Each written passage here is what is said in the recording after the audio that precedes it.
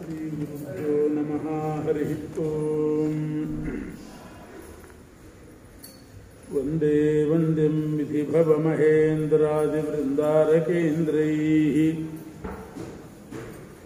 व्यक्तं व्याप्तं स्वगुणगणतो देशतः कालतश्च धूतावद्यं सुखचितिमयैर्मङ्गलैर्युक्तमङ्गैः सानाथ्यन्नो विदधदधिकं ब्रह्मनारायणाख्यं भूषारत्नं भुवनवलयस्याखिलाश्चर्यरत्नं लीलारत्नं जलधिदुहितुर्देवता मौलिरत्नं चिन्तारत्नं जगति भजतां सत्सरोजद्युरत्नं कौसल्यायालसतु मम हृन्मण्डले पुत्ररत्नम् आपादमौलिपर्यन्तं गुरूणामाकृतिं स्मरेत् तेन विघ्नाः प्रणश्यन्ति सिद्ध्यन्ति च मनोरथाः। यस्य प्रचण्डतपसा श्रुतिगीतवृत्तः तुष्टो हरिः किल वशं वदतामवाप। श्रीमध्वसन्मतपयोनिधिपूर्णचन्द्रः श्रीविष्णुतीर्थमुनिरान्मुदमातनोतु। नमः परस्मै पुरुषाय भूयसे सदुद्भवस्थाननिरोधलीलया गृहीतशक्तित्रितयाय देहिनाम् अन्तर्ध्रुवायानुपलभ्यवर्त्मने। भूयो नमः सद्वृजिनच्छिदे सताम् असम्भवायाखिलसत्त्वमूर्तये। पुंसां पुनः पारमहंस्य आश्रमे व्यवस्थितानामनुमृग्यदाशुषे।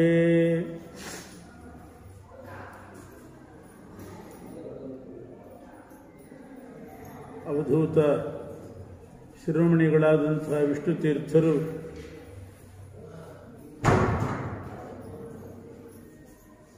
ವೈರಾಗ್ಯ ಪ್ರಕರಣದಲ್ಲಿ ಜೀವನ ಕಿಂಚಿತ್ ವೈರಾಗ್ಯವನ್ನು ತಾಳಬೇಕು, ಆಮೇಲೆ ಮಹತ್ ಸಮಾಗಮ ಪ್ರಕರಣ, ಮಹಾತ್ಮರ ಸಮಾಗಮ ಆಗ್ತದೆ. ಮಹಾತ್ಮರ ಸಮಾಗಮವಾದಾಗ ಮಹಾತ್ಮರ ಸೇವಾ ಮಾಡಬೇಕು, ಮಹನ್ನಿಂದ ಬಿಡಬೇಕು, ಆತ್ಮಪ್ರಶಂಸಾ ಬಿಡಬೇಕು, ಇಂದ್ರಿಯಗಳನ್ನು ಗೆಲ್ಲಬೇಕು. ಇಷ್ಟೆಲ್ಲ ಹೇಳಿ ಹೀಗೆ ಇಂದ್ರಿಯ ಜಯ ಸಾಧಿಸಿದಂಥವನಿಗೆ ಆಮೇಲೆ ಬ್ರಹ್ಮೋಪದೇಶದ ಅರ್ಹತೆ ಬರ್ತದೆ.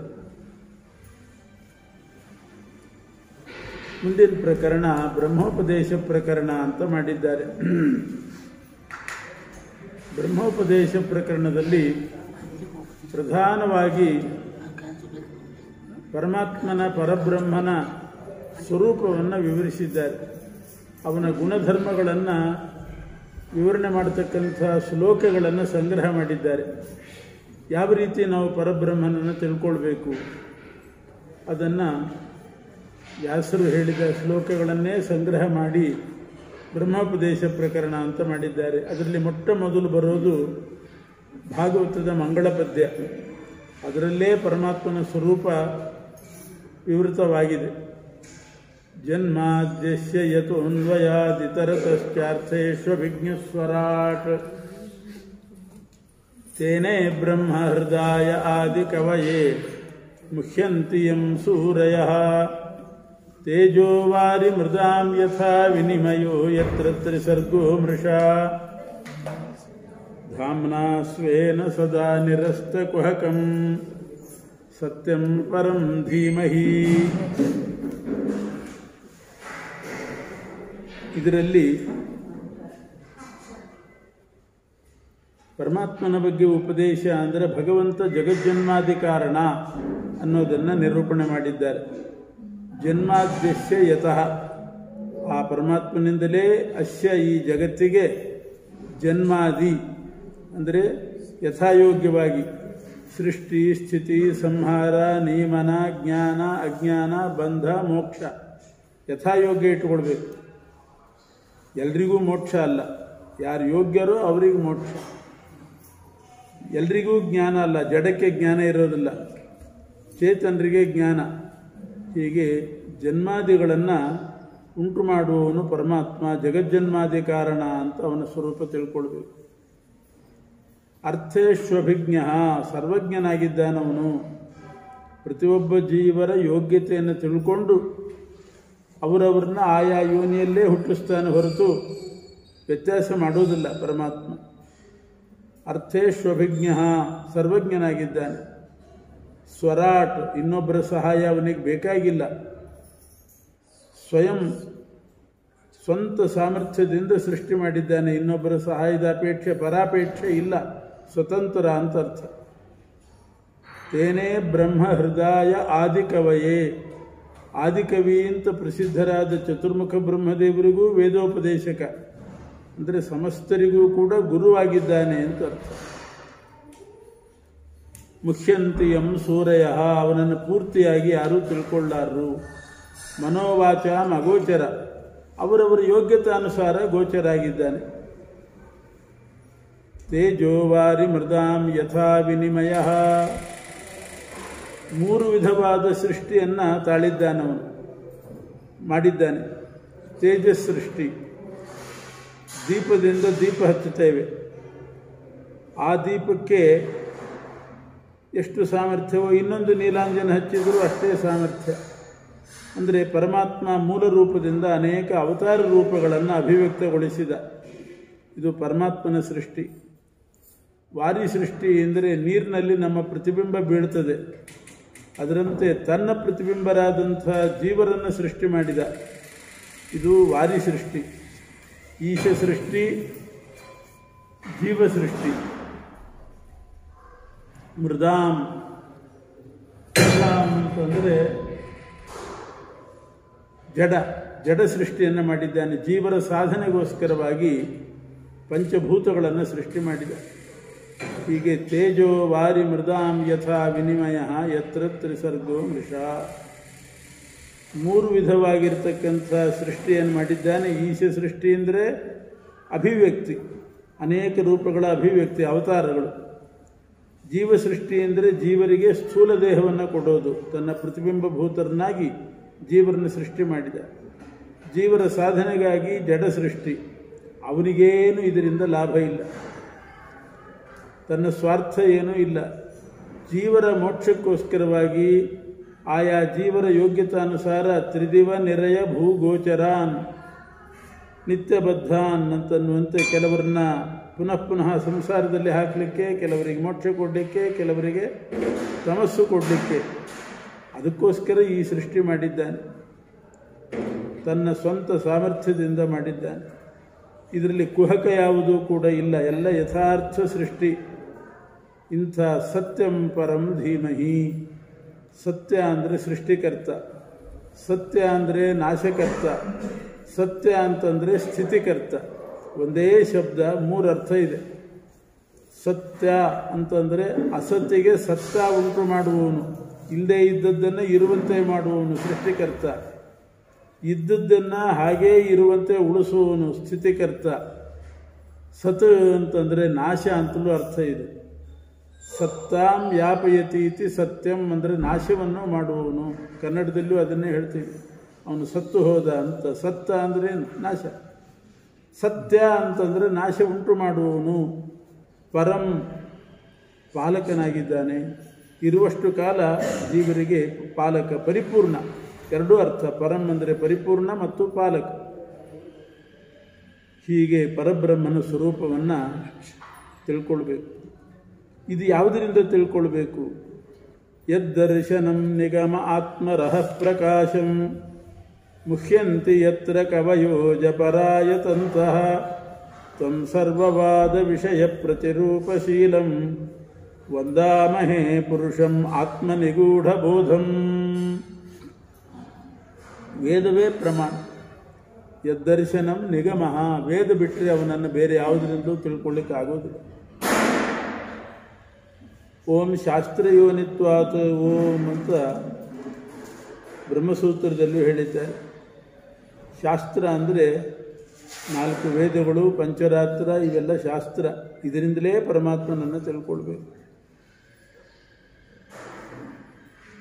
ಎಂಥ ಜ್ಞಾನಿಗಳು ಎಷ್ಟು ಪ್ರಯತ್ನ ಮಾಡಿದರೂ ಕೂಡ ಪರಿಪೂರ್ಣವಾಗಿ ತಿಳ್ಕೊಳ್ಳೋದಿಲ್ಲ. ಅಂಥ ಜ್ಞಾನಾನಂದಾದಿ ಸ್ವಭಾವನಾದಂಥ ಪರಮಾತ್ಮನನ್ನು ವಂದಾಮಹೇ, ನಮಸ್ಕಾರ ಮಾಡ್ತೇವೆ ಅಂತ ಹೇಳಿದ್ದಾರೆ.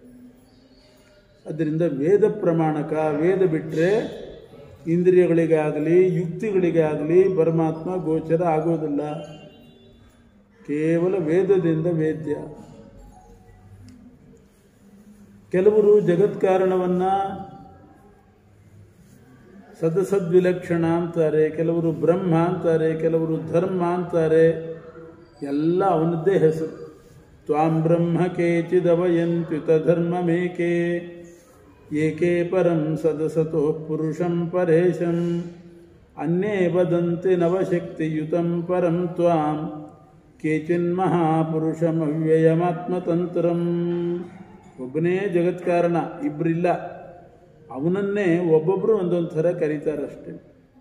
ಕೆಲವರು ಪರಬ್ರಹ್ಮ ಅಂದರು, ಕೆಲವರು ಧರ್ಮ ಅಂತ ಅವನನ್ನು ಕರೆದರು. ಧಾರಕತ್ವಾತ್ ಧರ್ಮ, ಜಗತ್ತನ್ನು ಧರಿಸಿದ್ರಿಂದ ಅವನೇ ಧರ್ಮ. ಸದಸತ್ತಿಗಿಂತ ಪರಂ, ವಿಲಕ್ಷಣ ಅಂತ ಕರೆದರು. ಸತ್ ಅಂತಂದರೆ ನೂಲು, ಮಣ್ಣು, ಇಂಥ ಕಾರಣ ಪ್ರಪಂಚ. ಅಸತ್ ಅಂತಂದರೆ ಕಾರ್ಯಪ್ರಪಂಚ, ಮೊದಲು ಇಲ್ಲದೆ ಇರೋದು. ಬಟ್ಟೆ ಗಡಿಗೆ ಇಲ್ಲದೆ ಇರೋದು, ಮಣ್ಣು ಮೊದಲೇ ಇರ್ತದೆ.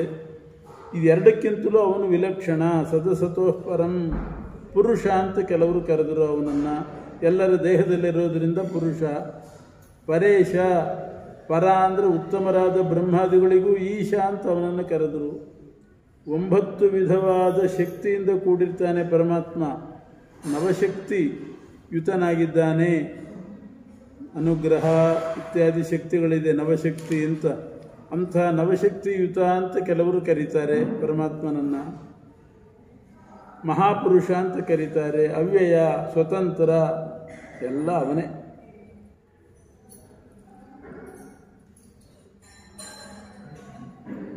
ಹೀಗೆ ಭಗವಂತನ ಸ್ವರೂಪವನ್ನು ಉಪದೇಶ ಮಾಡ್ತಿದ್ದಾರೆ. ಅದೇ ಪರಮಾತ್ಮನೇ ಚತುರ್ಮುಖ ಬ್ರಹ್ಮದೇವರ ಒಳಗೆ ಅದೇ ಆಕಾರದಿಂದ ಇದ್ದು ಸೃಷ್ಟಿ ಮಾಡ್ತಾನೆ. ತಾನು ವಿಷ್ಣು ರೂಪದಿಂದ ಜಗತ್ತನ್ನು ಪರಿಪಾಲನೆ ಮಾಡ್ತಾನೆ. ರುದ್ರ ರೂಪದಿಂದ ಅಂದರೆ ರುದ್ರದೇವರ ಒಳಗಡೆ ಅದೇ ಆಕಾರದಿಂದ ಆ ಹೆಸರಿನಿಂದ ಇದ್ದು ಸಂಹಾರನೂ ಮಾಡ್ತಾನೆ. ಹಿರಣ್ಯ ಗರ್ಭತ್ವಮುಪೇತ್ಯ ಮೂಲೆ ಸೃಜಸ್ಯ ಶೇಷಂ ಭುವನಂ ಸ ಏವ ನಾರಾಯಣಾತ್ಮನ್ ಪರಿಪಾಸಿ ಭೂಯಃ ಜಹಾರ ಚಾಂತೆ ಭಗವನ್ ಶಿವಾತ್ಮನ. ಹಿರಣ್ಯಗರ್ಭನಾಗಿ ಸೃಷ್ಟಿ ಮಾಡಿದಿ ನೀನು, ನಾರಾಯಣ ಸ್ವರೂಪನಾಗಿ ಪರಿಪಾಸಿ ಪಾಲನೆ ಮಾಡಿದಿ. ಜಹಾರ ಚಾಂತೆ ಭಗವನ್ ಶಿವಾತ್ಮನ, ಶಿವನ ಒಳಗಿದ್ದುಕೊಂಡು ಸಂಹಾರನು ಮಾಡುವುದು ನೀನೇ. ಯಶ್ಚಿಂತ್ಯತೆ ಪ್ರಿಯತಪಾಣಿಭಿರಧ್ವರಾಗ್ನೌ ತ್ರಯ್ಯಾನಿರುಕ್ತ ವಿಧಿನಾ ಸ್ವಹ ವಿರ್ಗೃಹೀತ್ವಾ ಅಧ್ಯಾತ್ಮಯೋಗ ಉತ ಯೋಗಿಭಿರಾತ್ಮ ಮಾಯಾ ಜಿಜ್ಞಾಸುಭಿಃ ಪರಮಭಾಗವತೈಃ ಪರಿಯಿಷ್ಟಃ.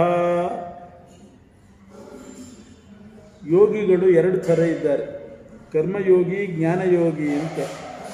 ಕರ್ಮಯೋಗಿಗಳು ಕೈಯಲ್ಲಿ ಹವಿಸ್ಸನ್ನು ಹಿಡ್ಕೊಂಡು ವೇದ ಮಂತ್ರಗಳನ್ನು ಹೇಳಿ ಯಜ್ಞದ ಅಗ್ನಿಯಲ್ಲಿ ಪರಮಾತ್ಮನಿಗೆ ಹೋಮ ಮಾಡ್ತಾರೆ. ಅದು ದ್ರವ್ಯಯಜ್ಞ, ಕರ್ಮಯೋಗಿಗಳು ಮಾಡೋದು.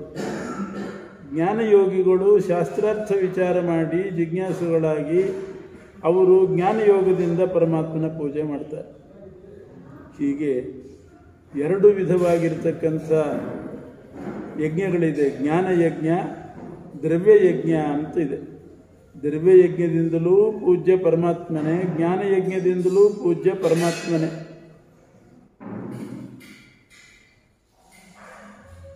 ಚತ್ವಾರಿ ಶೃಂಗಾತ್ರಯೋ ಅಸ್ಯ ಪಾದಾದ್ವೇ ಶೀರ್ಷೆ ಸಪ್ತಹಸ್ತಾಸು ಅಸ್ಯ ತ್ರಿಧಾ ಬದ್ಧೋ ವೃಷಭೋರೋರವೀತಿ ಮಹೋ ದೇವೋ ಮರ್ತ್ಯ ಆವಿವೇಶ ಅಂತ ಮಂತ್ರ ಹೇಳ್ತಾರೆ. ಅದು ಕರ್ಮಯೋಗವನ್ನು ಹೇಳ್ತದೆ, ಜ್ಞಾನಯೋಗಕ್ಕೂ ಸಂಬಂಧಪಟ್ಟಂಥ ಮಂತ್ರ. ಚತ್ವಾರಿ ಶೃಂಗ ಅಂದರೆ 4 ವೇದಗಳು. ಹೀಗೆ ತ್ರಯೋ ಅಸ್ಯ ಪಾದ ಋಗ್ವೇದ ಯಜುರ್ವೇದ 3 ಗದ್ಯ ಪದ್ಯ ಗಾನ ಅಂತ 3 ಈ ರೀತಿ ಎರಡಕ್ಕೂ ಸಂಬಂಧಪಟ್ಟಿರ್ತಕ್ಕಂಥದ್ದು. ಇಂತಹ ಮಂತ್ರಗಳಿಂದ ಜ್ಞಾನಯೋಗಿಗಳು ಜ್ಞಾನಯಜ್ಞದಲ್ಲಿ, ದ್ರವ್ಯಯೋಗಿಗಳು ಅಂದರೆ ಕರ್ಮಯೋಗಿಗಳು ದ್ರವ್ಯಯಜ್ಞದಲ್ಲಿ ಪರಮಾತ್ಮನನ್ನೇ ಪೂಜೆ ಮಾಡೋದು.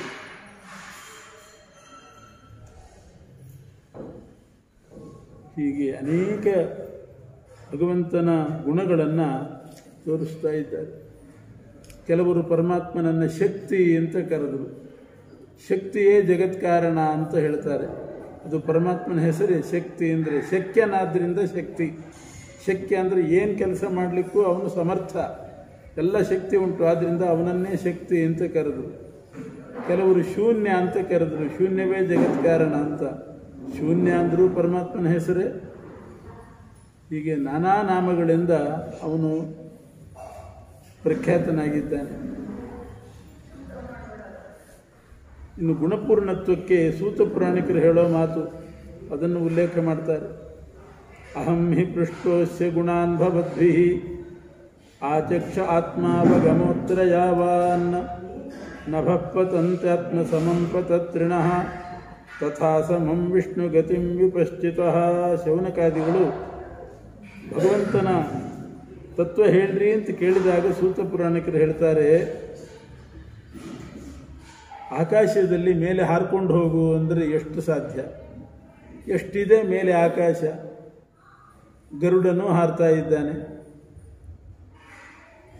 ಗಿಡುಗವು ಹಾರ್ತದೆ, ಕಾಗೆ ಗುಬ್ಬಚ್ಚಿಗಳು ಹಾರ್ತವೆ, ನೊಣ ಸೊಳ್ಳೆಗಳು ಹಾರ್ತವೆ.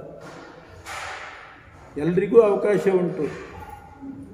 ಆದರೆ ಅವರವರ ರೆಕ್ಕೆಯ ಯೋಗ್ಯತಾನುಸಾರ ಹಾರ್ತಾರೆ. ಹಾಗೆ ಪರಮಾತ್ಮನ ಬಗ್ಗೆ ಬ್ರಹ್ಮದೇವರು ಹೇಳಲಿಕ್ಕೂ ಸಮರ್ಥರು, ಶೇಷದೇವರು ಹೇಳಲಿಕ್ಕೂ ಸಮರ್ಥರು. ನಾನು ಹೇಳ್ತೇನೆ, ಗರುಡ ಹಾರಿದೆ ಅಷ್ಟು ಎತ್ತರಕ್ಕೆ ಒಂದು ನೊಣ ಹಾರಲಾರ್ದು, ಕಾಗೆ ಗುಬ್ಬಚ್ಚಿ ಹಾರಲಾರ್ದು. ಬ್ರಹ್ಮದೇವರು ಹೇಳೋ ಮಟ್ಟಕ್ಕೆ ನಾನು ಹೇಳೋದಿಲ್ಲ. ನಭಪ್ಪತಂತೆ ಆತ್ಮಸಮಂ ಪತತ್ರಿಣಃ. ಪಕ್ಷಿಗಳು ಎಲ್ಲವೂ ಆಕಾಶದಲ್ಲಿ ಹಾರ್ತವೆ, ಎಲ್ಲದಕ್ಕೂ ಆಕಾಶದಲ್ಲಿ ಹಾರಲಿಕ್ಕೆ ಅವಕಾಶ ಉಂಟು. ಎಲ್ಲರೂ ಹೇಳಬಹುದು ಪರಮಾತ್ಮನ ಬಗ್ಗೆ. ನಿನಗೇನು ಗೊತ್ತಿದೆ, ನೀನೇನು ಹೇಳ್ತೆ ಅಂತ ಯಾರೂ ಹೇಳೋ ಹಾಗಿಲ್ಲ. ಯಾಕೆಂದರೆ ಯಾರಿಗೂ ಪೂರ್ತಿ ಹೇಳಲಿಕ್ಕೆ ಬರೋದಿಲ್ಲ. ಗರುಡ ಬಂದು ಗುಬ್ಬಚ್ಚಿಗೆ ಹೇಳಿದರೆ ನಾನು ಹೇಳು ಎತ್ತರ ಹಾರುವಷ್ಟು ನೀನು ಹಾರ್ತೀಯಾ, ಸುಮ್ಮನೆ ಕೂಡು ಅಂತ ಹೇಳೋ ಹಾಗಿಲ್ಲ. ಅವರವರ ಶಕ್ತಿ ಅನುಸಾರ ಹಾರ್ತಾರೆ. ಅದರಂತೆ ನಮ್ಮ ಶಕ್ತಿ ಅನುಸಾರ ನಾನು ಹೇಳ್ತೇನೆ. ಪರಮಾತ್ಮನ ಗುಣ ಆಕಾಶದ ಹಾಗೆ ಅನಂತವಾಗಿದೆ. ಅಷ್ಟು ಎತ್ತರಕ್ಕೆ ಹೋಗಲಿಕ್ಕೆ ಯಾರಿಗೂ ಸಾಧ್ಯ ಇಲ್ಲ.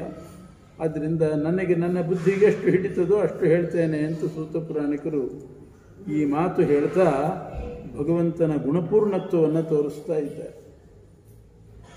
ಚತುರ್ಮುಖ ಬ್ರಹ್ಮದೇವರು ಕೂಡ ಪರಮಾತ್ಮನ ಬಗ್ಗೆ ಹೇಳ್ತಾರೆ. ನಾಂತಂ ವಿದಾಮಿ ಅಹಮಮೀ ಮುನಯಃ ಪ್ರಜೇಶಾಃ ಮಾಯಾಬಲಸ್ಯ ಪುರುಷಸ್ಯ ಕುತಃ ಪರೇ ಗಾಯನ್ ಗುಣಾನ್ ದಶಶತಾನನ ಆದಿದೇವಃ ಶೇಷೋಧುನಾಪಿ ಸಮವಸ್ಯತಿ ನಾಸ್ಯ ಪಾರಂ. ಶೇಷದೇವರಿಗೆ ಎಷ್ಟು ಮುಖ ಇದೆ? ಸಹಸ್ರ ಮುಖ ಇದೆ ಶೇಷದೇವರಿಗೆ. ದಶಶತಾನನಃ, ದಶಶತ 1000, 10 × 100, 1000 ಮುಖ ಇದ್ದರೂ ಕೂಡ ಆ ಒಂದೊಂದು ಮುಖದಿಂದ ಬೇರೆ ಬೇರೆ ಗುಣಗಳನ್ನೇ ಹೇಳಿದರೂ ಕೂಡ ಸಮವಶ್ಯತೆ ನಾಸ್ಯಪಾರಂ, ಹೇಳಿ ಮುಗಿತು ಅಂತ ಆಗೋದಿಲ್ಲ ಶೇಷದೇವರಿಗೂ ಕೂಡ. ಅಷ್ಟು ಗುಣ ಪರಮಾತ್ಮನಲ್ಲಿದೆ. ಅದರಿಂದ ಭಗವಂತನ ಬಗ್ಗೆ ನಾನು ಪೂರ್ತಿ ತಿಳಿದಿಲ್ಲ ಅಂತ ಹೇಳ್ತಾರೆ ಬ್ರಹ್ಮದೇವರು. ನಾಹಂ ವಿದಾಮಿ, ನಾನು ಮಾತ್ರ ಅಲ್ಲ, ಅಮೀ ಮುನಯಃ, ಈ ಋಷಿಗಳು ಯಾರೂ ತಿಳಿದಿಲ್ಲ. ಕರ್ದಮಾದಿ ಋಷಿಗಳು, ಪ್ರಜೇಶಃ, ಪ್ರಜಾಪತಿಗಳು ಅಂತಿದ್ದಾರೆ, ಮರೀಚಿ ಮೊದಲಾದ ಪ್ರಜಾಪತಿಗಳು, ಅವರೂ ತಿಳಿದಿಲ್ಲ. ಯಾರೂ ಕೂಡ ಭಗವಂತನ ಬಗ್ಗೆ ಪೂರ್ತಿ ತಿಳ್ಕೊಂಡೇ ಇಲ್ಲ. ಅಷ್ಟು ಗುಣಗಳ ಶೇಷದೇವರಿಗೂ ಕೂಡ 1000 ಮುಖದಿಂದಲೂ ಹೇಳಲಿಕ್ಕಾಗೋದಿಲ್ಲ. ನಾಹಂ ನ ಯೂಯಂ ಬತ ತದ್ಗತಿಂ ವಿದುಃ ನ ವಾಮದೇವ ಕಿಮುತಾ ಪರೇ ಸುರಾಃ ಯನ್ಮಾಯಯಾ ಮೋಹಿತ ಬುದ್ಧಯಸ್ತ್ವಿದಂ ವಿನಿರ್ಮಿತಂ ಸ್ವಾತ್ಮ ಸಮಂ ವಿಚಕ್ಷ್ಮಹೇ.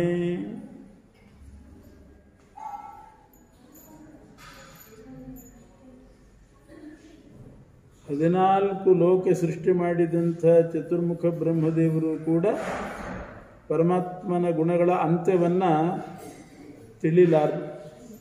ಪ್ರತಿ ಸೃಷ್ಟಿ ಮಾಡ್ತೇನೆ ಅಂತ ಹೊರಟಂಥವರು ಇವರು ವಿಶ್ವಾಮಿತ್ರಾದಿಗಳು. ಪ್ರತಿ ಸ್ವರ್ಗವನ್ನೇ ಸೃಷ್ಟಿ ಮಾಡ್ತೇನೆ ಅಂತ ಹೊರಟರು. ಅಂಥ ವಿಶ್ವಾಮಿತ್ರಾದಿಗಳಿಗೂ ಕೂಡ ತಿಳ್ಕೊಳ್ಳಿಕ್ಕಾಗೋದಿಲ್ಲ. ಕಿಮುತಾಪರರು ಮಹಾರುದ್ರದೇವರಿಗೂ ತಿಳ್ಕೊಳ್ಳಿಕ್ಕಾಗೋದಿಲ್ಲ. ಕಿಮುತಾಪರೇ, ಇನ್ನು ಬೇರೆಯವರ ಗತಿ ಸ್ವಾತ್ಮಸಮಂ ವಿಚಕ್ಷ್ಮಹೇ. ಆದ್ದರಿಂದ ನಮಗೆ ಯೋಗ್ಯವಾದದ್ದಷ್ಟನ್ನು ನಾವು ಹೇಳ್ತೇವೆ ಅಂತ ಹೇಳಬೇಕೇ ಹೊರತು ಪೂರ್ತಿ ಹೇಳ್ತೇನೆ ನಾನು ಅಂತ ಹೇಳಲಿಕ್ಕೆ ನಮಗೆ ಯೋಗ್ಯತೆ ಇಲ್ಲ ಅಂತ ಬ್ರಹ್ಮದೇವರೇ ಹೇಳ್ತಾರೆ. ಭಗವಂತನ ಮತ್ತೊಂದು ಸ್ವರೂಪ ಅಂತಂದರೆ, ನಮಗೂ ಪರಮಾತ್ಮನಿಗೂ ಅಡ್ಡ ಏನೊಂದು ಮಾಯಾ ಅನ್ನೋ ಪರದೆ ಇದೆ. ಆ ಪರದೆ ತೆಗಿಬೇಕಾದ್ರೆ ಅವನೇ ತೆಗಿಬೇಕು ಹೊರತು ನಮಗೆ ತೆಗಿಲಿಕ್ಕೆ ಆಗೋದಿಲ್ಲ. ಅಂಥ ಒಂದು ಪರದೆ ಅಡ್ಡ ಇದೆ. ಆದ್ದರಿಂದ ಅವನ ಮಹಿಮೆ ನಮಗೆ ಪೂರ್ತಿ ಕಾಣೋದಿಲ್ಲ. ಆ ಪರದೆ ತೆಗೆದ್ರಾಯ್ತಲ್ಲ ಅಂದರೆ ತೆಗೆಯೋದು ಅವನ ಕೈಯಲ್ಲಿದೆ, ನಮ್ಮ ಕೈಯಲ್ಲಿಲ್ಲ. ಇದನ್ನೇ ದಾಸರು ಹೇಳಿದರು, ಬಾಗಿಲನ್ನು ತೆಗೆದು ಸೇವೆಯೇನೋ ಕೊಡೋ ಹರಿಯೇ ಅಂತ. ನಮ್ಮ ದೇವ್ರ ಗುಡಿ ಬಾಗಿಲು ಬೇಕಾದ್ರೆ ನಾವು ತೆಗಿತೀವಿ, ಬೀದ ಕೈ ನಮ್ಮ ಹತ್ರ ಇರ್ತದೆ. ಆದರೆ ಆ ಇಚ್ಛಾ ಅನ್ನೋ ಮಾಯಾ ಅನ್ನುವಂಥ ಪರದೆ ಏನಿದೆ ಅದನ್ನು ಸರಿಸಬೇಕಾದ್ರೆ ಅವನೇ ಬರಬೇಕು. ಅದು ನಮಗೆ ಸರಿಸಲಿಕ್ಕೆ ಆಗೋದಿಲ್ಲ. ಆ ಪರದೆಯನ್ನು ಭಗವಂತನೇ ಸರಿಸಬೇಕು, ಆವಾಗ ಅವನು ಗೋಚರನಾಗ್ತಾನೆ. ಹೀಗೆ ಮಾಯಾ ನಿವರ್ತಕ ಅವನೇ.